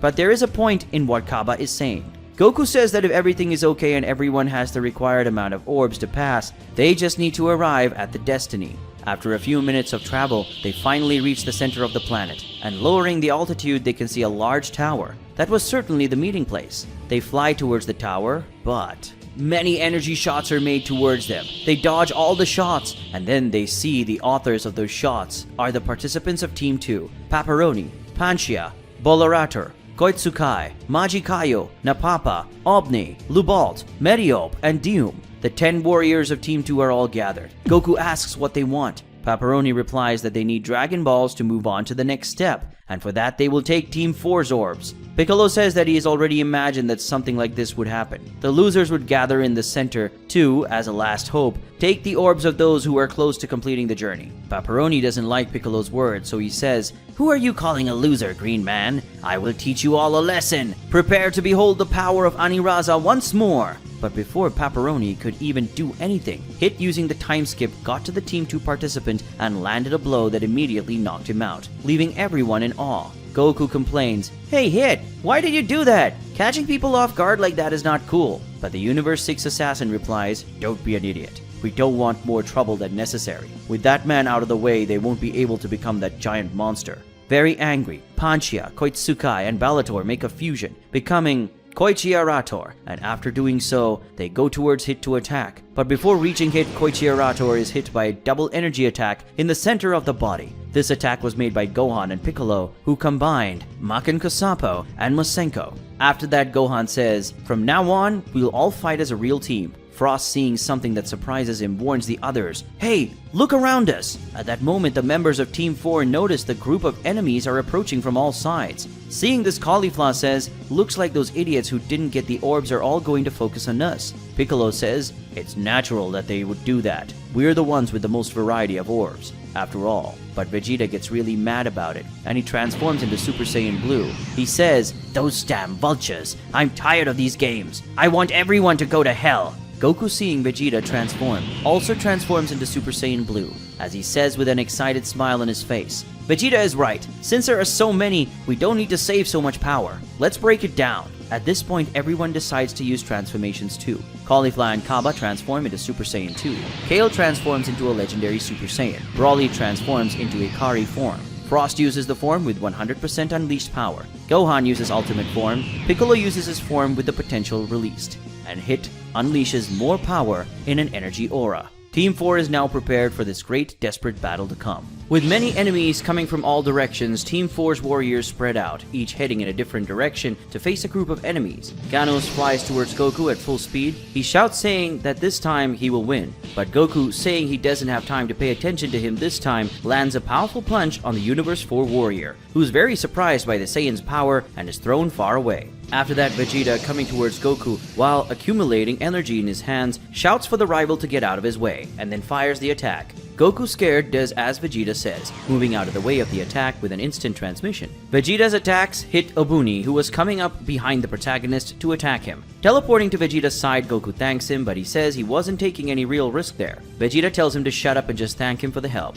Blue Bolt from Universe 10 flies towards Piccolo. He wants another rematch. Piccolo flies towards him as well. The two clash in the sky and exchange blows, but this time it's totally different. Blue Bolt is being completely pressured and asks why this is happening and why Piccolo is so strong this time. The Namekian replies that it's simple. The last time he was a long way from using his full power, and after saying that, Piccolo lands a stronger blow on Blue Bolt that knocks him out at the same moment. After that, he notices someone approaching him from behind. It's Diem, the bird warrior, also from Universe 10. But before Diem could attack Piccolo, Gohan came by his side and hit a flying shot at the unfortunate, who fainted with a kick and was gone thrown far away. After that, they saw Napapa coming towards them flying. Both fired at the same time an energy attack that hit and knocked out the pink warrior. Meanwhile, Sankaku and Su-Rose attacked Kaba, who blocked both their attacks, but in a moment he's hit by a double attack from the two that launches him down, making him fall from the sky towards the forest. But Kaba manages to stop the fall before crashing into the trees. The two women, not intending to give him time to recover, fly towards him, but before they reach the boy, Caulifla comes flying towards them, landing a blow that sends them both flying. After doing so, she goes to Kaba's side and says that she will help him just this once. The two women from Universe 2, already recovered from Caulifla's blow, fly towards them. Kaba and Caulifla also fly towards them, and then they find themselves initiating an exchange of blows. The two Saiyans sure have the full advantage against the warriors of love, landing many attacks on them. While fighting, Kaba asks Caulifla why she isn't together with Kale this time. Caulifla replies that Kale has already made a new friend to fight. Koichia Raider attacks Broly with his metallic balls, but the legendary Super Saiyan, despite receiving the robot's attack directly on his head, barely feels the blow, scaring the machine. After that, Broly takes the robot's metallic hand and spins it many times in the air. After doing this, he launches the robot into the air. Meanwhile, Kale, who is nearby, accumulates energy in her hands and then launches a powerful attack at Koichia Raider, who is hit by the legendary Super Saiyan's attack and is launched so high that he can no longer be seen by them. After that, Broly and Kale smile at each other, an ironically childish and innocent smile for someone who has just done what they did. Frost is fighting Gimizu, who is at a total disadvantage, but the Yard Rat reacts and, using the instant transmission, evades a blow from Frost and counterattacks. After doing so, he creates several clones of his body. Frost, annoyed, fires energy lasers from all of his fingers at the Gimizu clones, but none of those clones were real,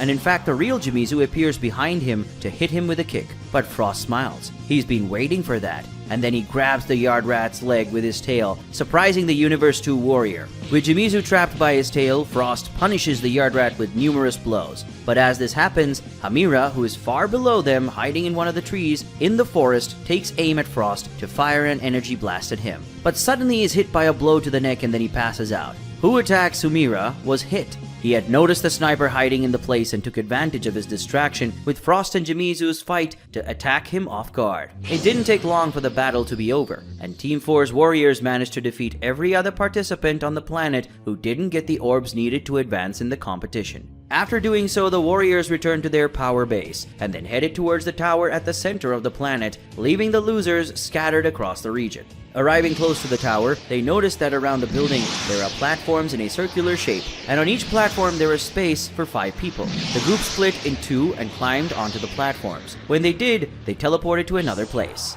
Suddenly, they were in a large hall. In this hall, there was a floating platform where the Zenos throne, the Zenos guards, and Daishinkan were. On other floating platforms were the 4 gods of destruction, already classified: Likir, Arak, Jin, and Iwan.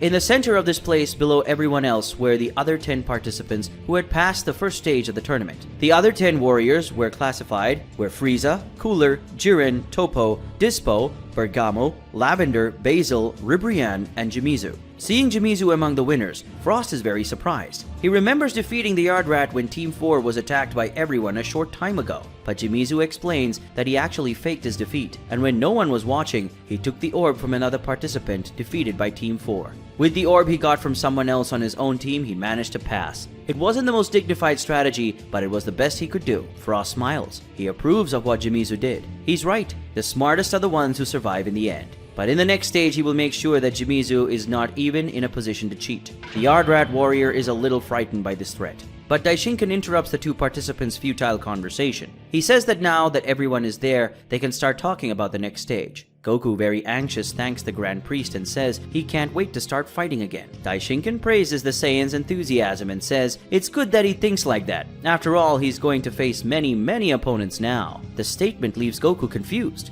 How is he going to face many opponents? The Daishinkan begins to explain. He says, the next stage of the tournament will be a scoring competition. At this stage, all participants will need to score as much as possible. And among the 20 who will participate, the 12 with the most points will move on to the next level. Piccolo asks the Grand Priest to further explain how it would work. How exactly would they be able to accumulate points? The Daishinkan explains. At this point, the angels are removing from Planet Arena all the disqualified participants that are there. They will be taken to a place where they can watch the event, just like the other gods who came. And now, instead of being occupied only by mortal participants, the planet will be occupied by millions of androids created especially for this competition. That information surprises everyone. Will they face androids? Gohan asks what kind of androids are these? Are they like number 17 and number 18 from Universe 7? The Daishinkan replies, yes. They may be similar to 17 and 18 in some senses, as they are artificial life forms with a human appearance. But the difference is that the source used to create these machines is not technology, but magic.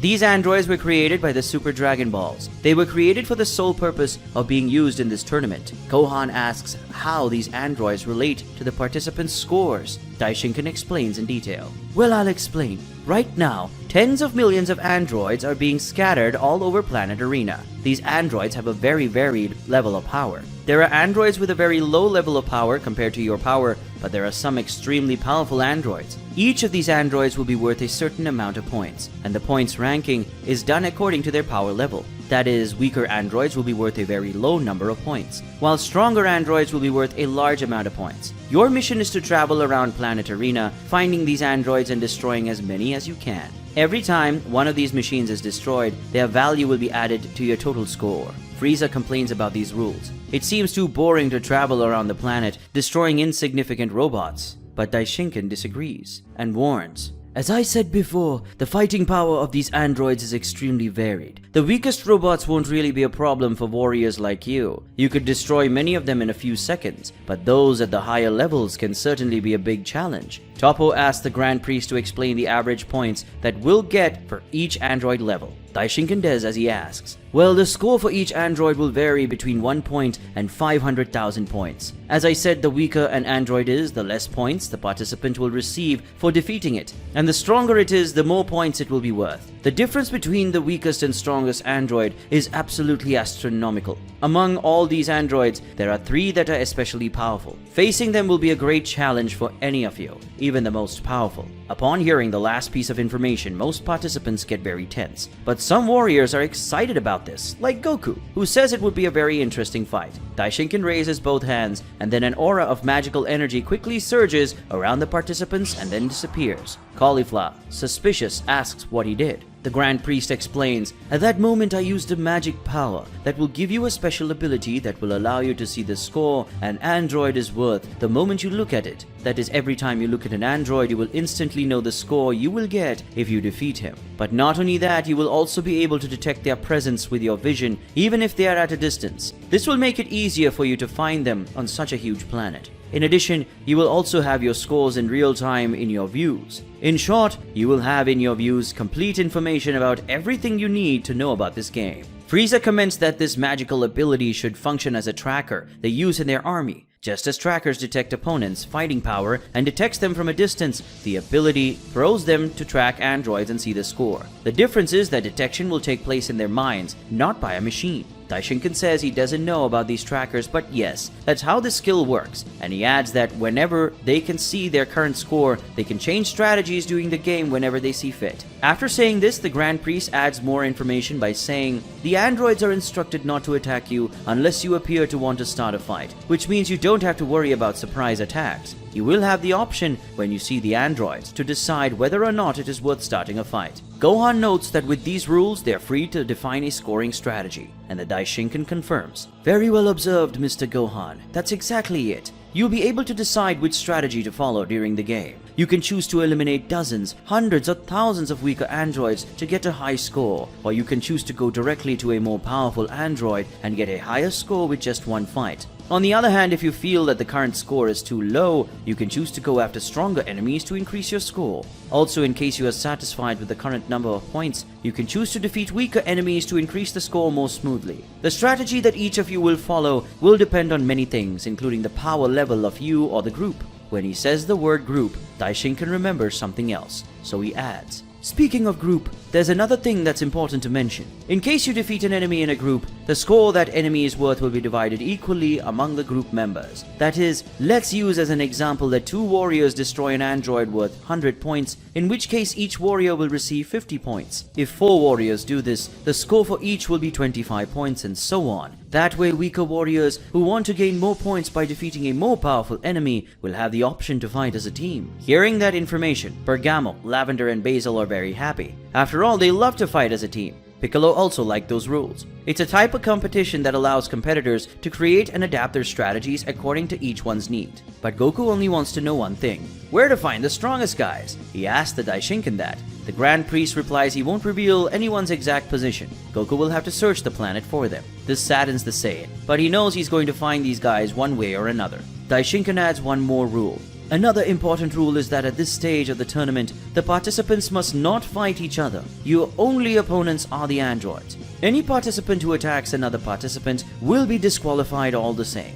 After that, the Grand Priest adds the last information. Well, now for a final piece of information. The second stage of the tournament will have a time limit of 1 hour, which means you have 1 hour to get as much of a score as you can. With the power that I have given you, you will be able to see the location of enemies, the points that each of them is worth your score. You will also be able to see a timer in real life. Hearing that, Goku gets completely scared and then he complains, "What? You mean we only have 1 hour? But will I have time to find these strong guys?" Daishinkan, intending to end that conversation, says, "Well, now all the rules are explained. I believe there is no more doubt. It's time to start the second stage of the new Tournament of Power. I wish you all good luck." Daishinkan makes a motion with his hands, and then all 20 participants disappear from that place. Suddenly, all the members of Team 4 are on the outside of the planet again. It looks like the game has already started. Goku notices something strange in his vision. He's seeing on one side a stopwatch that has just started. On the other side, he sees the number 0, and suddenly, many points start to appear, and each of these points has a different number.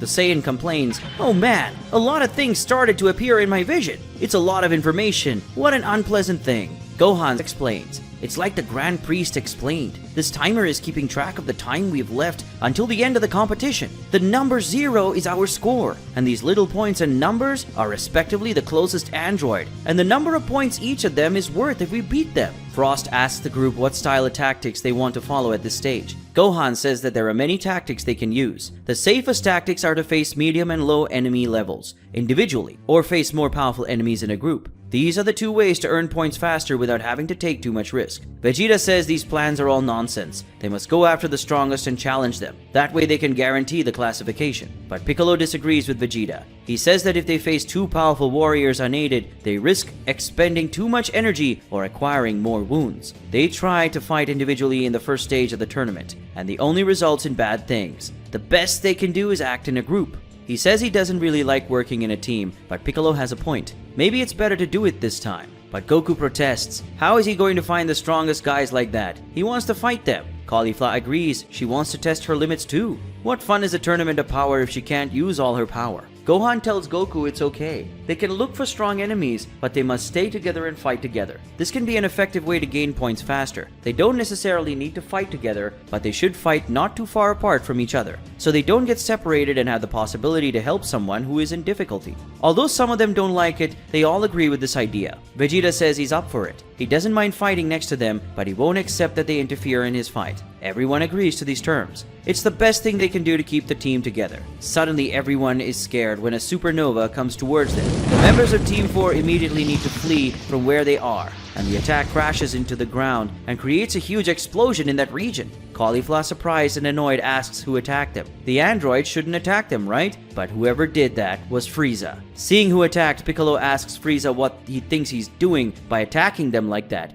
Participants are not allowed to attack each other at this stage. They must only fight the androids. But Frieza, with a cynical smile on his face, asks for forgiveness and justifies his act. Please forgive me. What just happened? It's just that I ended up tracking some enemies in that direction and launched an attack. But I didn't see you were there. I must have misdirected the attack. I'm still getting used to using this skill, so I'm a little confused. Vegeta, annoyed, says, "Stop pretending, Frieza. You were trying to hurt us. Admit it at once." Frost, looking at Frieza, says, "Hey Frieza, don't think I've forgotten what you did to me in the first tournament. I will still have the opportunity to take revenge." Frieza says he doesn't have time to waste with amateurs. He has better things to do. Frost gets very angry and intends to give an answer, but they stop arguing when they see a group of androids approaching. By looking at them, participants were able to measure their level. Their scores ranged from 1 point to 10 points. Disdaining enemies, Frieza says, "They're just worms." Frieza blows and then a current of strong air hits the android and blows them all. Frieza's scores, which was previously 0, is now 55.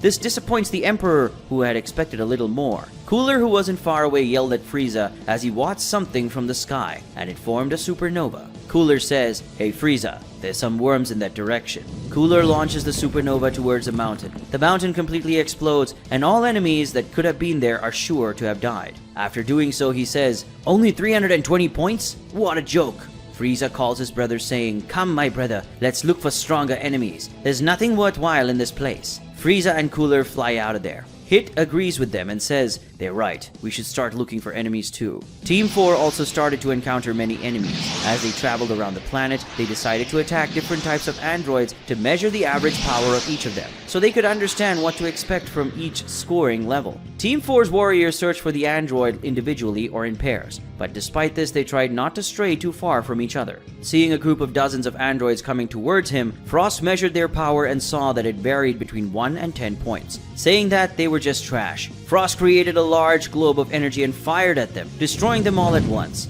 His score went to 211 points. Kaba and Caulifla also headed towards a group of androids whose power ranged between 10 and 50 units, and realizing the Saiyans' fighting intent, the machine surrounded them. But the two destroyed each of the robots with a single attack. It was even boring for them. At the end of that real run, they got about 150 points each. Vegeta, seeing a group of enemies, also calculates their power. The points range from 50 to 100 points. Seeing that, he comments, "Interesting. Those guys have a power level close to Frieza's when we fought him on Namek. A few years ago, I would have found these enemies completely terrifying, but now they're just trash." Vegeta points his hands at them and fires a big bang attack. The energy explodes in their midst and instantly destroys them all, as if they were just insects. He scores 657 units. Goku is flying over a mountain when he sees 5 enemies, and their score ranges from 100 to 300 units. He flies towards them to fight. Combat begins and Goku realizes that their power level is close to the power of the androids when they attacked Earth. But that's not a big deal for him these days, so he quickly destroys all opponents, even fighting in base form. Goku has 903 points. Gohan and Piccolo fight in the sky against a sextet of androids, each of them faced with 3 enemies, and both in base form. The score each android was worth ranged from 300 to 500. Piccolo notices that these androids' power was similar to Cell's power, and Gohan agrees. He remembers that power very well. Piccolo manages to quickly destroy all 3 opponents. Gohan could defeat the 3 of them in base form, but not wanting to take too long to not have to make Piccolo wait, he transforms into Super Saiyan. After doing so, the Earthling Saiyan destroys all androids quickly. Piccolo now has 1,000 points, while Gohan has 1,213. Kale and Broly faced 4 robots. Each of them faced 2 enemies. The score level of those robots ranged from 500 to 2,000 points. The robots were pretty powerful, and that's why Kale was transformed into a legendary Super Saiyan, but Broly is still fighting in base form. With some fighting time, they managed to win. Broly got 3,800 points, while Kale got 3,118 points. Hit was facing two opponents. One of them had a power level of 2,450 and the other of 3,000. The moment they were facing each other, but the next, the androids moved towards Hit. The assassin had already made his move with a time skip, and then both machines were destroyed. Hit now has 5,450 points. In addition to these fights, Team 4's warriors fought many others, and as they fought against androids of many different levels, they learned their average power level and chose the best, most suitable opponents for them. The other participants did the same thing, and learning the average power level of the androids, they used various types of strategies to accumulate points in the most convenient way possible. Jimizu, for example, decided that facing enemies that were too powerful could be problematic, so he decided that he would eliminate weaker enemies, making it a rule that he would not face androids worth more than 15 points. That way Jimizu could defeat opponents quickly, and he used the instant transmission to move faster around the planet.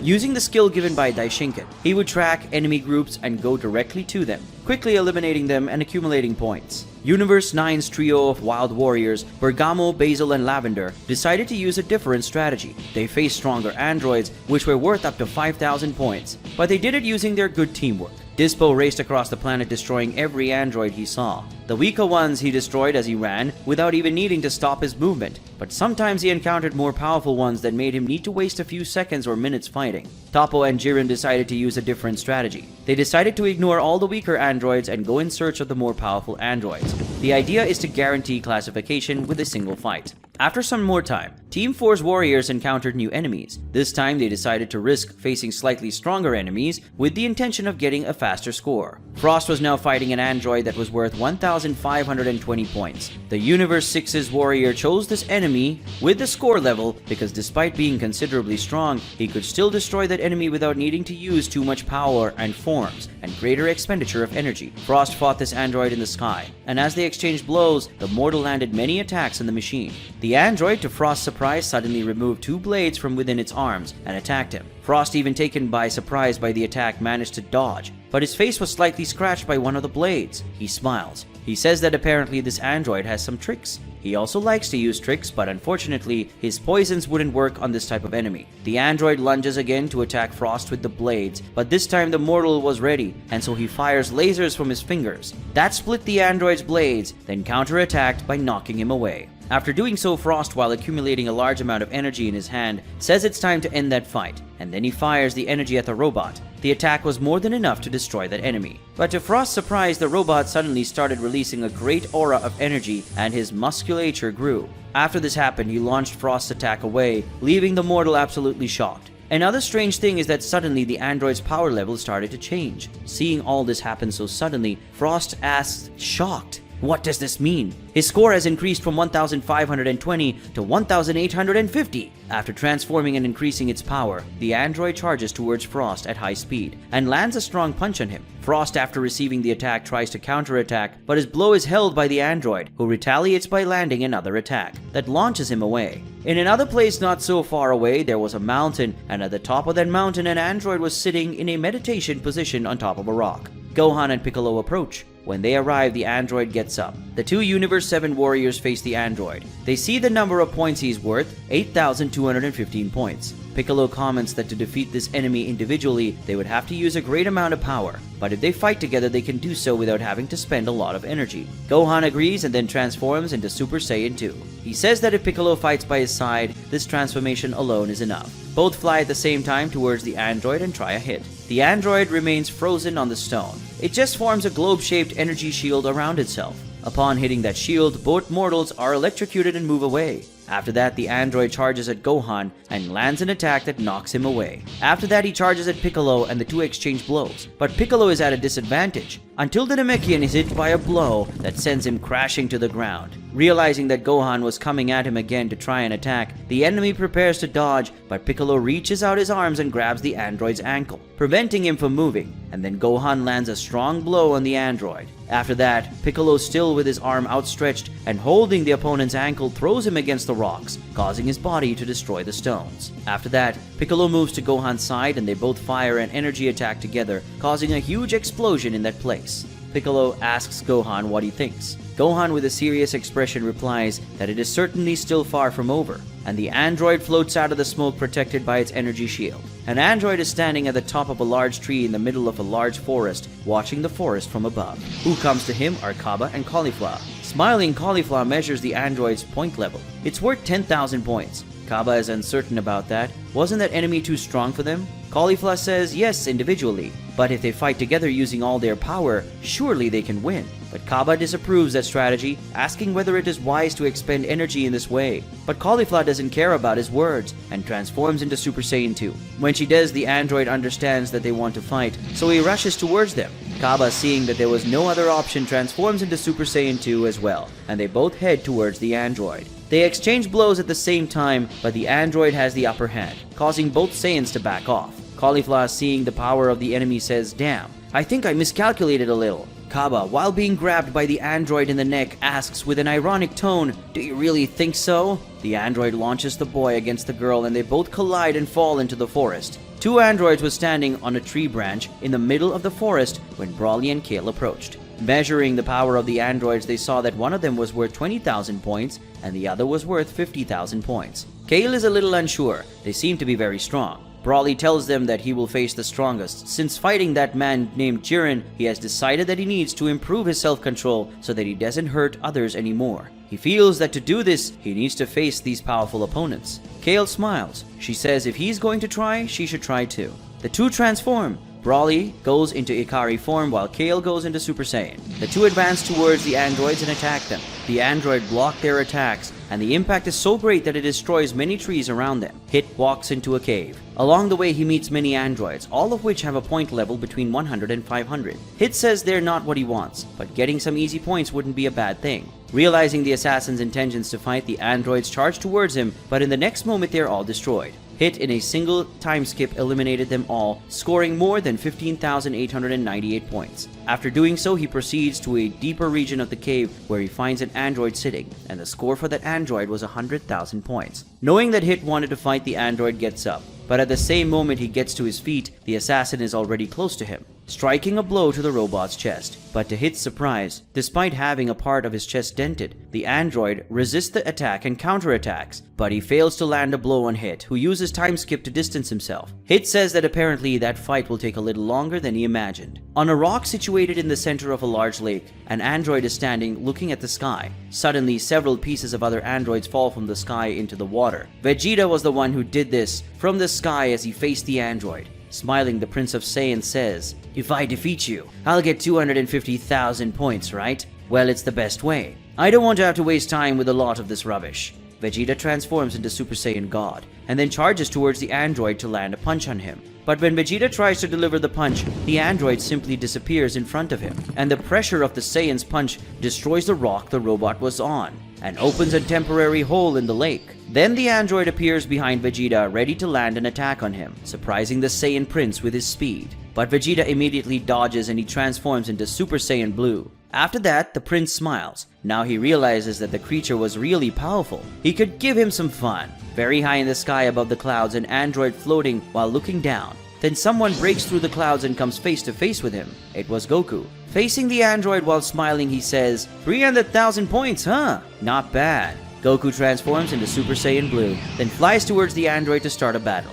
Frost fights a hard combat across the sky. He exchanges blows against an android, but he's put under heavy pressure by the machine, which has many advantages in the fight. When Frost started fighting that android, his score was 1,520 points, which by the average android power would be a fight where he wouldn't have so much trouble winning, and at the same time he wouldn't gain so few points. In fact, at the first, Frost was winning easily, but the android suddenly used a transformation, and he was now worth 1,850 points, which means that his power also increased and now surpassed Frost's power.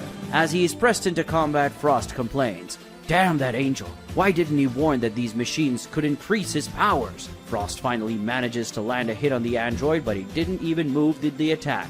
It retaliated with a much stronger blow to the warrior's abdomen, which spat a handful of blood. After that, the android holds his head with one hand, while in the other he makes a blade appear. His intention is to go through Frost's chest, but as he prepares the attack, Frost yells, "Damn you!" Frost suddenly unleashes a large amount of power, knocking the android away from him. And after doing so, he gains a much more muscular form, a form similar to what Frieza used against Goku on Namek. Not satisfied with using this power, he says, "I didn't want to use this form, so as not to waste too much energy. But now that you forced me to do this, you'll pay." Frost charges at the android and lands a string of hits on him, but when he would land a stronger attack, the machine defends the attack and knocks him back with another attack. Apparently that fight wouldn't be so easy for Frost, even now using more power. Gohan and Piccolo exchange a large amount of blows against the android above the mountain. The android then faced was worth 8,000 points. If they used their maximum power, they could certainly defeat that android easily. But as their goal is to preserve energy, they decided to fight this enemy together, but without using their most powerful forms. So Piccolo fought in base form while Gohan fought in Super Saiyan 2. In a moment, Gohan leaves Piccolo exchanging blows against the machine and moving to his back, prepares a strong punch. Piccolo, taking advantage of this, stretches both arms and wraps them around the android, trapping the android's body from shoulder to ankles, preventing its movement. But to their surprise, one of the android's eyes appears behind its head and fires a laser at it, hitting the Saiyan and pushing it away. And after that, the android makes his leg appear in his face and stretches it until he lands an attack on Piccolo's face, which frees him while he is pushed away. After doing this, the android makes its leg leave its face and return to its original position, just as the eye that was behind its head returns to its original position. Gohan returns to Piccolo's side and says, "It looks like he has the ability to move his own body parts around. What a weird ability." Piccolo adds, "Dealing with it will be a very difficult task, as we can expect an attack from him from almost any direction. Stay alert, Gohan. This fight is going to be tougher than we imagined." Above a large forest, Kaba and Caulifla faced a powerful android. Although they were fighting together, the two Saiyans were at a disadvantage against the machine. That android was worth 10,000 points, and chasing him was Caulifla's idea, who made that decision without Kaba's approval. But she was probably already sorry, since even together, they were at a disadvantage against the robot. During the exchange of blows, the android dodges an attack from Kaba and lands a hit on them, and then blocks an attack from Caulifla and lands a hit on her. After that, both Saiyans charge at him, but the android fires an energy attack for each hand, hitting both of them and causing them to fall into the forest, destroying a part of the environment. Caulifla returns to the sky, flying towards the android and attacks it with a string of blows. And although the android retreats to defend, it evades the attack with reasonable ease. Kaba, taking advantage of this, comes flying behind the android to try and attack. But when he gets close and is close to landing the blow, the android grows a tail similar to a scorpion's tail. And with its tail, he hits an attack on Kaba, which is launched again against the forest. After doing so, he wraps his tail around Caulifla's neck, suffocating her. Kaba returns again, trying to land an attack on the android so that he frees Caulifla. But when Kaba gets close, the android uses his tail to launch the girl at the boy. Kaba catches Caulifla in his arms, but then both are hit by an android's energy blast, and then both return to the ground, destroying another part of the forest. In another forest region, Kale and Broly faced two androids. Kale faced an android worth 20,000 points, while Broly faced an android worth 50,000 points. The Saiyan woman was transformed into a legendary Super Saiyan, while the Saiyan man was in Ikari form. Both had an even fight with the androids. Kale is exchanging blows with one of the androids, but she receives an attack, and after being destabilized by the attack, she receives many more. At one point, she manages to defend one of the attacks, and then she counters with a sequence of blows that also destabilizes him. The android again manages to balance the fight, and both return to exchange blows evenly. Nearby, Broly and the other android were also exchanging blows, but their fight was even more violent. They clash fists, and only the shock pressure of their attacks colliding creates an impact wave that destroys many trees in the forest below. Broly lands a hard punch on the android, but then the android also lands a hard punch on Broly. And then they clash fists again, but this time, the impact makes them both pull away, and they both at the same time fire a huge energy wave. The attacks collide and create a huge explosion across the area, causing great destruction. Inside a large cave, Hit and an android face each other. That android was worth 100,000 points, and from the first few moves during the fight against him, Hit already knew that this fight would be a big challenge. The android charges at the assassin, but before receiving the machine's attack, Hit uses the time skip to attack him first with a string of super fast attacks. After receiving the blows from the Universe 6 fighter, the android again tries to attack him, but Hit again uses the time skip, this time going to the android's back to attempt a killing blow. But this time something different happens. The android simply disappears from his front and appears behind him, hitting the assassin so hard that he goes through all the stones in the cave and stops only in the sky. After receiving the attack, Hit wonders what happened. Was that a teleport? The android, already out of the cave, comes flying towards Hit to attack. The assassin again uses the time skip to attack, but again, the android uses the teleport to dodge and lands a hit on him.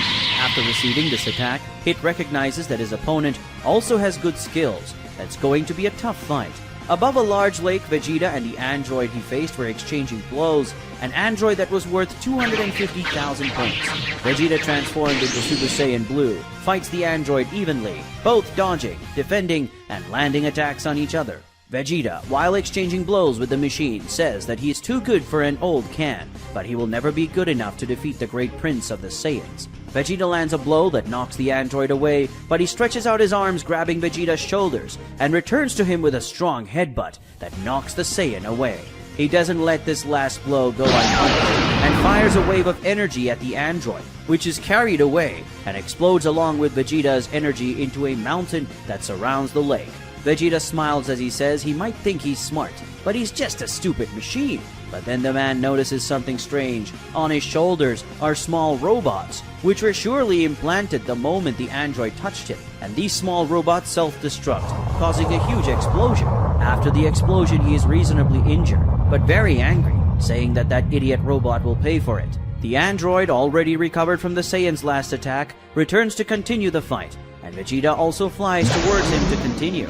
Goku and an android are fighting above the clouds. The machine that Goku faces will give him 300,000 points if defeated. Both fight in balance, but Goku has a slight advantage, managing to hit a few more attacks on the android. But suddenly the machine starts to have the upper hand, managing to dodge and block the Saiyan's blows and counterattack.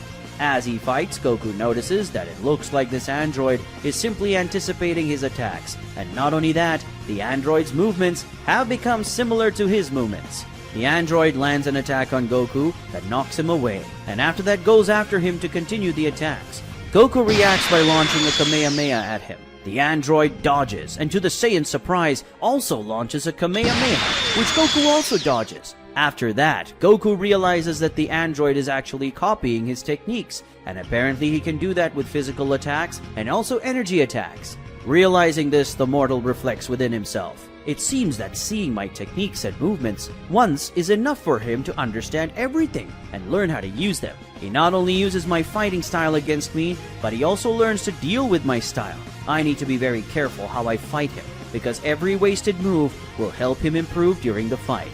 The android tries to pierce Frost with its blades, while the Universe 6 mortal dodges with difficulty, and it is possible to see that despite the effort to dodge the attacks, he has already been hit a few times. As there are some cuts on his body, giving up a melee fight, Frost backs away from the android and fires many energy lasers at him, but the machine, using the blades, reflects Frost's attacks, causing the lasers to come back to him, and Frost has to dodge to not be hit by his own attacks. Seeing that kind of attack would not work, Frost launches a wave of energy at the opponent, but the android, pointing his arm in his direction, shoots the blade from his arm as if it were an arrow, and the blade travels through the sky in towards Frost's energy attack and pierces the energy in half, while continuing towards the warrior, who needs to dodge to avoid being pierced by the blade. But when Frost dodges the attack, the android appears behind him, and with a blade that remains in his arm, slashes through Frost from his back to his chest, causing him great pain. In an unexpected move, Frost grabs the android's blade in his chest with one hand, holding him back. With this smile on his face, the Universe 6 mortal says, "You sure don't know it, but my body is very peculiar, and unless you don't completely destroy me, you probably won't kill me. A perforation to me is meaningless. But can you say the same thing?" Frost places a hand on his abdomen and fires a focused energy attack that goes through his own body, also through the body of the android behind him. After this happens, the machine short-circuits and then explodes. Frost receives a blast on his back and falls from the sky. He lands in an open field and is reasonably injured. Looking at the score in his vision, Frost sees that his total score, taking into account what he just received from the android, is already 62,368. Seeing this, he says to himself, "Well, I think that's enough for me to start taking it easy on the next opponents." Above the mountains, Gohan and Piccolo continue their fight against the android. Piccolo prepares a punch, but before he can reach the android with his punch, he is intercepted by a kick from the machine, which, to the surprise of the Namekian, made his leg appear in his own rib. Gohan takes advantage of the android's distraction with Piccolo and punches him in the face, but the machine makes one hand appear in the middle of the face and holds the Saiyan's hand, and then with the other hand shoots a wave of energy at his abdomen, pushing Gohan away. Piccolo advances against the android again to strike him, but the machine stretches its arm towards the Namekian and punches him in the abdomen, preventing the Universe 7 warrior's advance. But that's what Piccolo wanted, to hold the enemy's arm with his hands, and launches a wave of concentrated energy from his mouth, aiming at the robot's head. But in a curious move, the android retracts its head, letting the attack pass straight through, and then it makes its head appear on its own chest, and also launches a wave of energy at Piccolo, who is hit full by the attack and is launched against him. The mountain rocks. After taking Piccolo down, the machine fires a huge wave of energy at him, a very powerful attack that would certainly seriously injure the Namekian if Gohan didn't put himself in front of his companion, forming a ki shield. And after Gohan does that, Piccolo launches a Masenko at the shield, pushing it towards the android, starting a power struggle that has Gohan's shield as its center. Piccolo and Gohan win the contest, taking the android's attack back to him. And in order not to be destroyed by his own attack, combines the two mortals' attacks. The android simply splits his own body. One half goes to one side and the other half to the other side, letting the energy pass between them. This surprises Gohan and Piccolo, who complain that this thing always has a trick to escape them. But the surprise of the two doesn't stop there, since when the android's body is divided, it doesn't return to normal. On the contrary, each of the halves become an android. That is, now there are two similar enemies. Seeing the score of both androids, Gohan and Piccolo see that they have the same power as the first. This means that there are now two opponents with the same power level as the one they faced before. Faced with this situation, they decide that now they can no longer maintain the tactic of fighting together using little power. Now they have to face the enemies individually, and for that they need more power. Piccolo uses his potential unleashed form, and Gohan uses his ultimate form. Now a one-on-one battle between Gohan and Piccolo and the androids will begin. Kaba and Caulifla are lying in a crater in the middle of the forest. For sure, they open the crater with their own bodies, thrown by the enemy. Both are badly injured and they get up with difficulty. Caulifla, very angry, says that this android is humiliating them. Even though they tried many times, many times, they only managed a landing a few hits on him, and their attacks had almost no effect.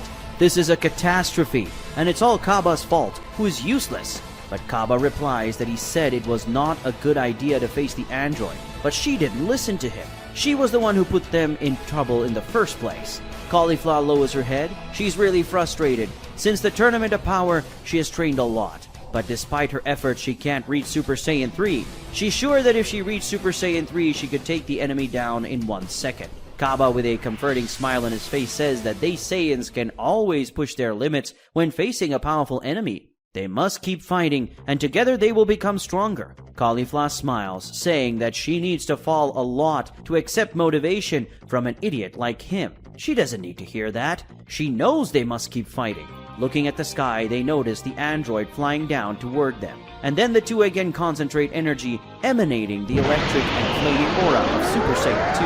But this time, both are even more motivated. Kale and her opponent continue an intense exchange of extremely fast and powerful blows. The girl realizes that unlike how it was at the beginning of the fight, where the two were in complete balance, she is now at a disadvantage, and she wonders if that android was getting stronger over time.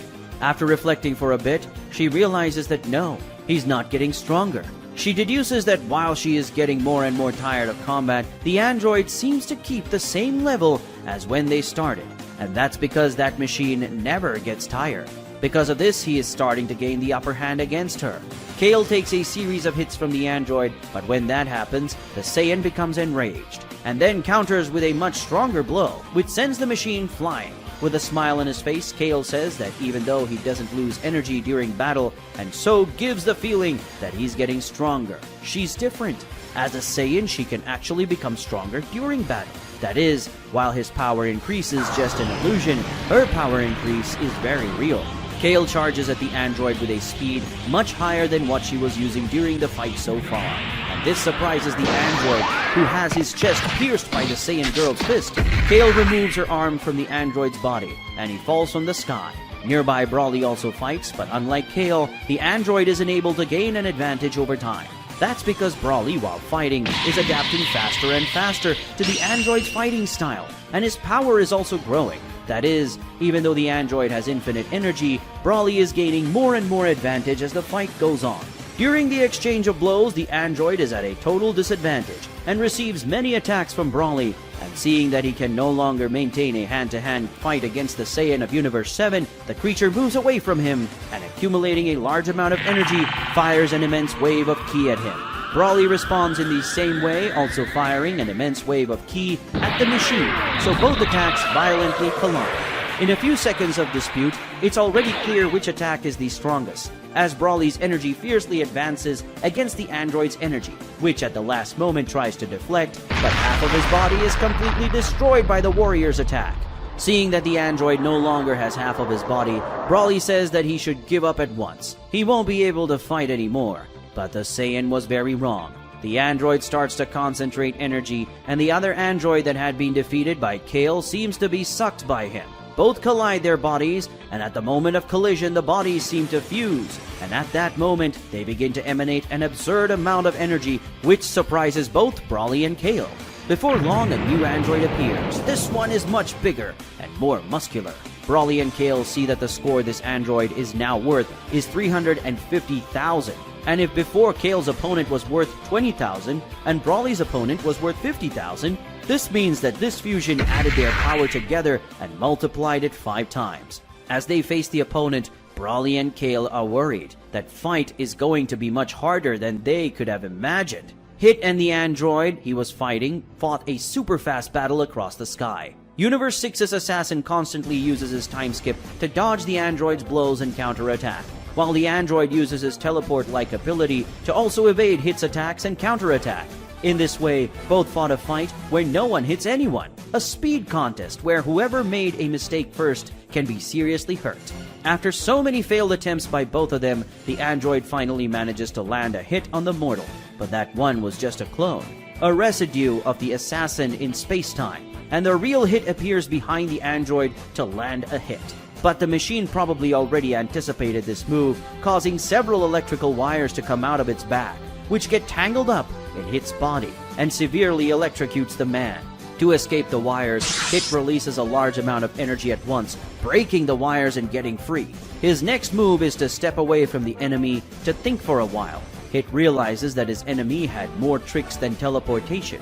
He needs to be very careful when dealing with him. Before the mortal can even think of what to do, the robot charges at him with a string of attacks. Hit dodges all of the attacks and blows and counterattacks, but when he counterattacks, the robot defends with his arm. And when Hit's hand collides with his arm, he releases some wires to trap Hit's arm and electrocutes him. But the man quickly backs away, narrowly escaping a new electrical discharge. But when Hit walks away, the android teleports to his back and attempts a kick. Hit blocks the kick, but the enemy releases wires from his leg to electrocute the assassin, who again needs to move away quickly to avoid being electrocuted. Hit is worried. He can't even touch the enemy to attack or defend himself. Now, could he win this fight? He needs to think of a strategy, and fast, as he can't escape his opponent forever. But still not tired of surprising the Universe 6 warrior, the android makes a breath towards him, releasing a strong current of frozen air. He quickly dodges, but one of his arms ends up being hit by the icy air current and is frozen in the same second. Looking at that crust of ice formed on his arm, Hit realizes he won't be able to get rid of it that easily. In addition to having the perfect ability to evade Hit's attack and also to defend and attack, apparently the enemy also had the solution in case he kept away and retreating. What to do now? Vegeta also fought hard against his opponent, both exchanging intense blows. In a moment, their fists clash, and when this happens, the little explosive robots come out of the android's arm and stick to Vegeta's arm. After that, the android walks away. Vegeta immediately releases a large amount of ki into his arm, knocking the small robots away with the impact of his energy. But still the robot explodes around him, dealing massive damage to the Saiyan. After being hit by these multiple explosions, Vegeta is very stunned and doesn't see the android coming over him. The Saiyan warrior is hit by a top-down blow that launches him into the lake below them. When Vegeta falls into the lake, the android prepares a super energy attack and launches it into the lake. The energy sinks into the water, and then a huge explosion occurs at that location, leaving only a dry crater where that larger lake once existed. At the bottom of that crater was Vegeta, fallen and with many injuries. But despite his injuries, the Saiyan warrior gets up without much difficulty. In fact, Vegeta was feeling his pride much more than his body. He couldn't accept that a stupid robot was giving so much trouble to an elite warrior like him. The hardest thing in that fight wasn't because of the android's power level, because in fact he was matched to the machine in that form. The problem is these annoying robot tricks. He has to think of a way not to get caught up in these stupid tricks anymore. But Vegeta's thoughts are interrupted when several small explosive robots start appearing from the ground like a bunch of worms. The robot implanted these explosives there, completely surrounding the Saiyan. The android is watching the crater. Vegeta was in from the sky, and then a gigantic explosion occurs in that place. All the explosives exploded at once, but the fight isn't over yet. Vegeta appears with an instant transmission behind the android. The Saiyan Prince is furious. He hates using that technique. He says he's going to defeat this pile of junk once and for all, but he's going to do it without increasing his powers. He's not going to let a stupid robot beat the great prince of the Saiyans in combat strategy. He's always been hailed as a great fighting genius, and he won't let a mediocre machine be better than him at this. Goku also fighting a hard combat. He and the android fight intensely, but the problem is that the more they fight, the more the enemy adapts to Goku's fighting style, copying all his moves. The enemy simply figured out how to parry and dodge all of Goku's punches and kicks. He learned the Saiyan fighting style so well that now he has the ability to even predict what Goku would do. And no matter how hard the protagonist tries, it can't surprise the opponent with its movements. Goku is attacked many times by the android and he needs to move away, so he doesn't receive more attacks. As Goku walks away, the robot launches a Kamehameha at him.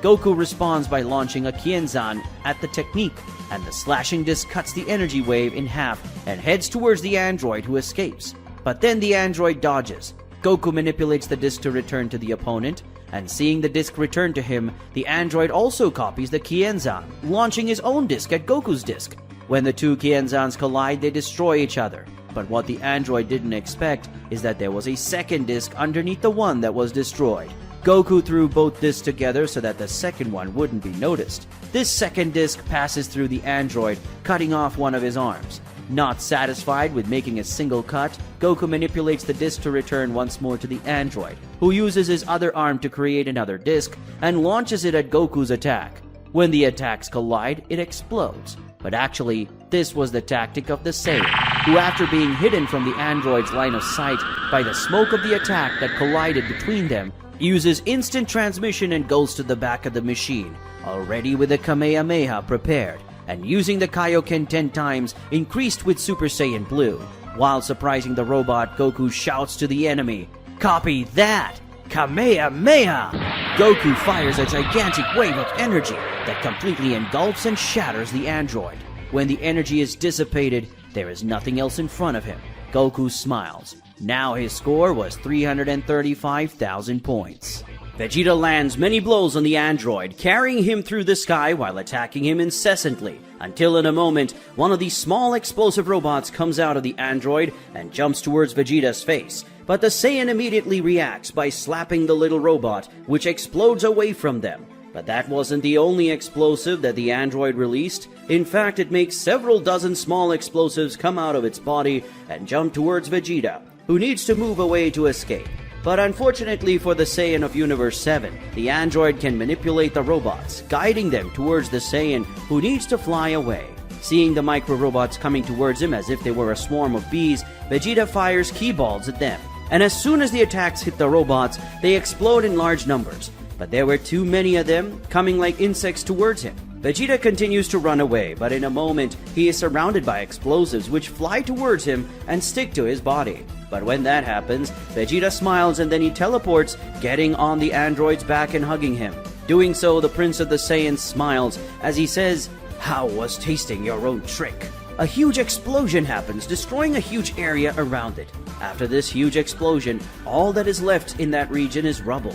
But from the middle of a pile of rubble on the ground comes Vegeta, who is protected by an aura of energy. Despite that explosion, it is possible to see that Vegeta didn't receive much damage, as there are no considerable injuries on his body. At least no more than the ones he already had before the explosion. A second before the explosion happened, he released a concentrated amount of ki from his body, putting a protective layer of energy between his body and the small robots that were attached on him.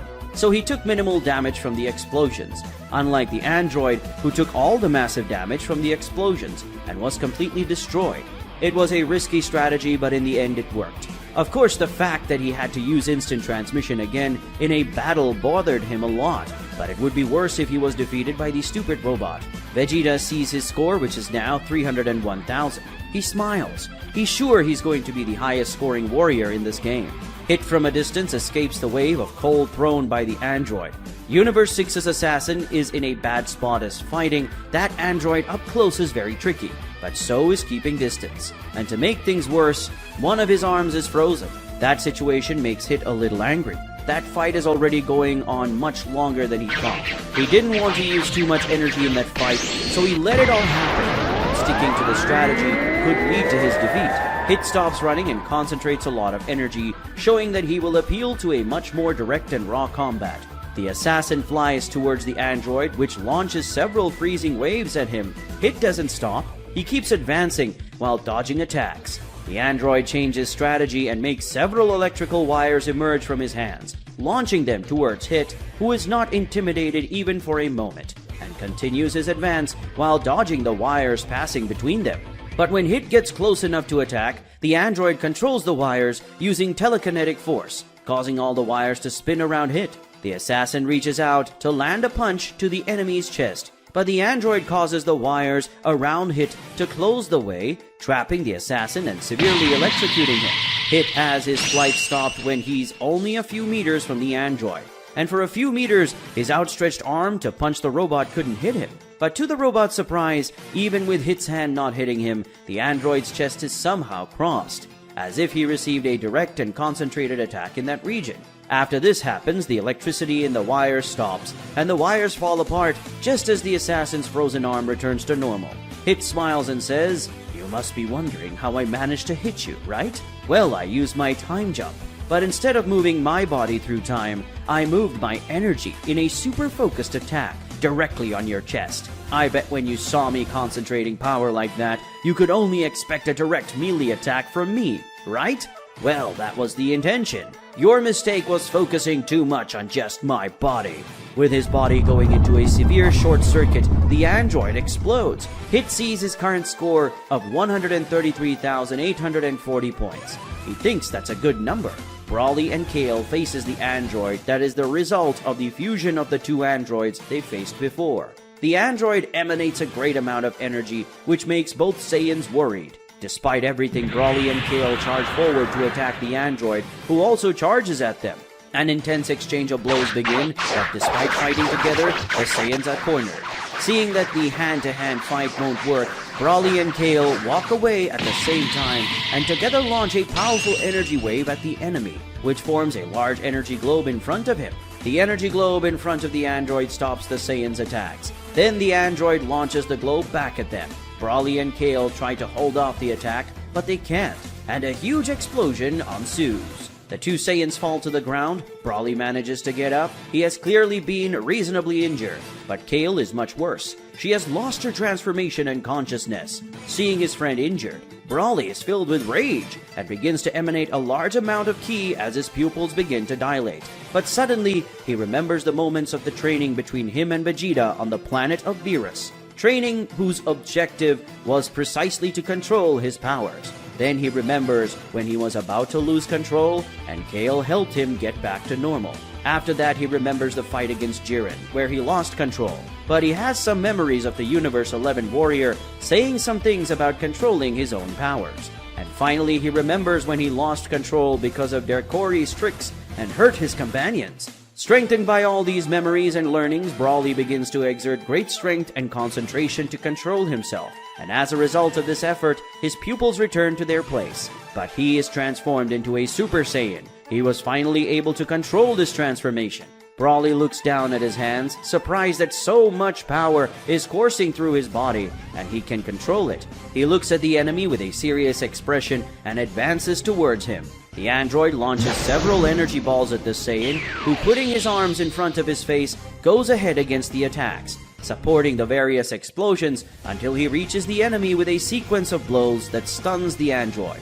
With the enemy already stunned, Brawly forms a ki ball in each hand and slams it with both hands, together crushing the ki attacks against both sides of the android's face, causing an explosion that leaves the robot even more stunned.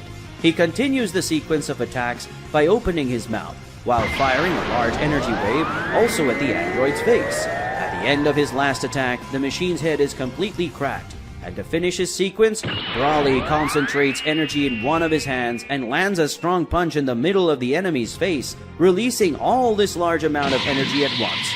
After that, the android's head is gone, and the machine falls lifeless from the sky. Brawly's score changes in his view to 400,000 points. He reverts to base form and goes to Kale, who is still down. He takes the girl in his arms, but then she wakes up. Glad to see her, Brawly smiles, and she, realizing they've been victorious, does the same. Kaba and Caulifla, fighting together and with incredible synchronization, put pressure on the android, causing the robot to retreat through the sky, while trying to defend and dodge their attacks. They realize that throughout this difficult fight they're having against the android, they've managed to improve in the fight, and they've not only improved individually, but as a team as well. The two hit a double kick at the robot, knocking the machine away. As they gain space, they concentrate a large amount of power and unleash a large double energy wave at the enemy. The android also responds by launching an energy attack at them, and both attacks collide, but the android's energy has every disadvantage, and the machine quickly loses the contest. Having an entire half of its body destroyed by the Saiyan's attack, Kaba and Caulifla celebrate, but their happiness is short-lived as the robot rebuilds his lost body part. But rebuilding the android's body isn't the only surprise that Universe 6's warriors have. They realize that after the android rebuilds his body, his score has increased from 10,000 points to 12,000 points, which means his power level also increased. Before Kaba and Caulifla manage to assimilate the whole situation, the android launches itself towards them with such great speed that they can only perceive the approach, when the enemy is already hitting Caulifla with a strong punch that launches her very far, making the Saiyan girl crashing hard against the rocks of a mountain far away. Kaba advances towards him and attempts an attack, but the enemy blocks the Saiyan's attack and counterattacks with a blow that launches him into the forest. The android concentrates a large amount of energy and launches it against that region, destroying a huge part of the forest below it. Caulifla emerges from the midst of the rocks she hit, screams for Kaba, fearing that the attack has killed him. She tries to sense her companion's ki, but she can't. The girl fills with fury and releases an immense amount of energy, making the entire region tremble. A globe of energy surrounds the girl, hiding her, and when the globe of energy falls apart, Caulifla is transformed into a Super Saiyan 3. Looking at her own hands, Caulifla is amazed at her own power. She never imagined feeling so much energy going through her body at once, but she also notices that her energy is leaving so fast, she needs to be quick.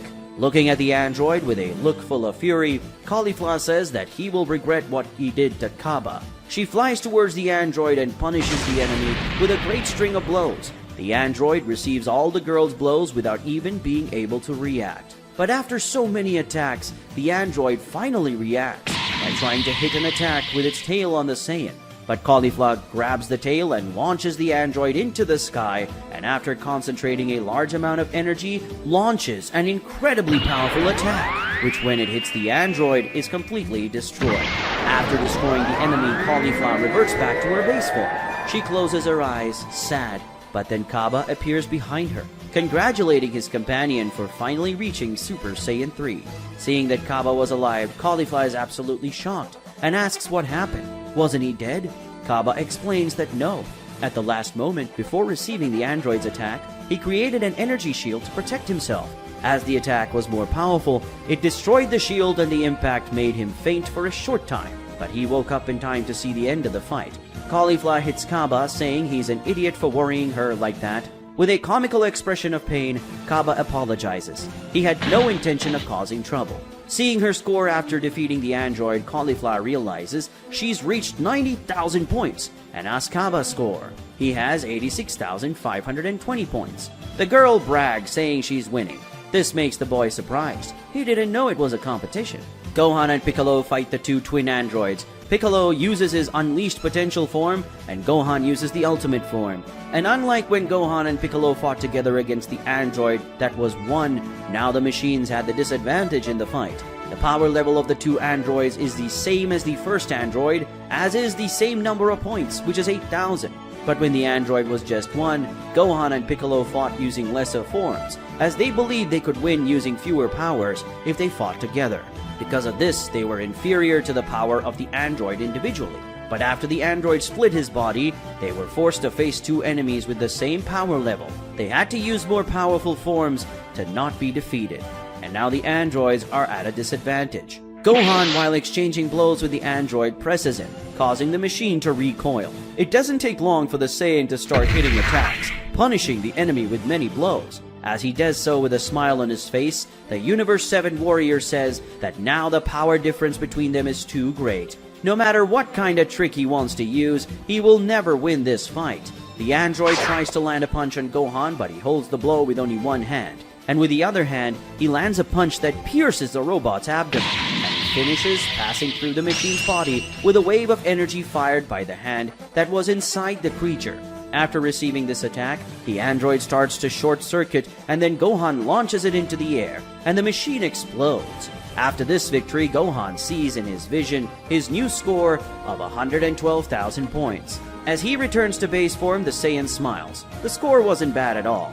Looking to the side, Gohan sees Piccolo's fight against the other half of the android in the distance. Piccolo and the android exchange blows intensely. And despite having a bit of an advantage against the enemy, Piccolo's advantage isn't as great as the one that Gohan had against his enemy. Piccolo lands a harder blow on the android that knocks him away, and in doing so, the Namekian fires many ki balls surrounding the android with its attacks. Piccolo closes his arms, and all the attacks go towards the android at once, creating a huge explosion. When the smoke created by the explosion clears, it can be seen that the android has shielded itself from those multiple attacks by creating a protective globe of energy around it. But this globe is very cracked. Piccolo, already preparing his second attack, the Makan Kosapo, smiles, saying that he already expected the android to do that. Piccolo fires the Makan Kosapo in the direction of the enemy. The energy laser hits one of the cracks in the shield and goes through both the energy shield and the android's body, which after receiving the attack, explodes.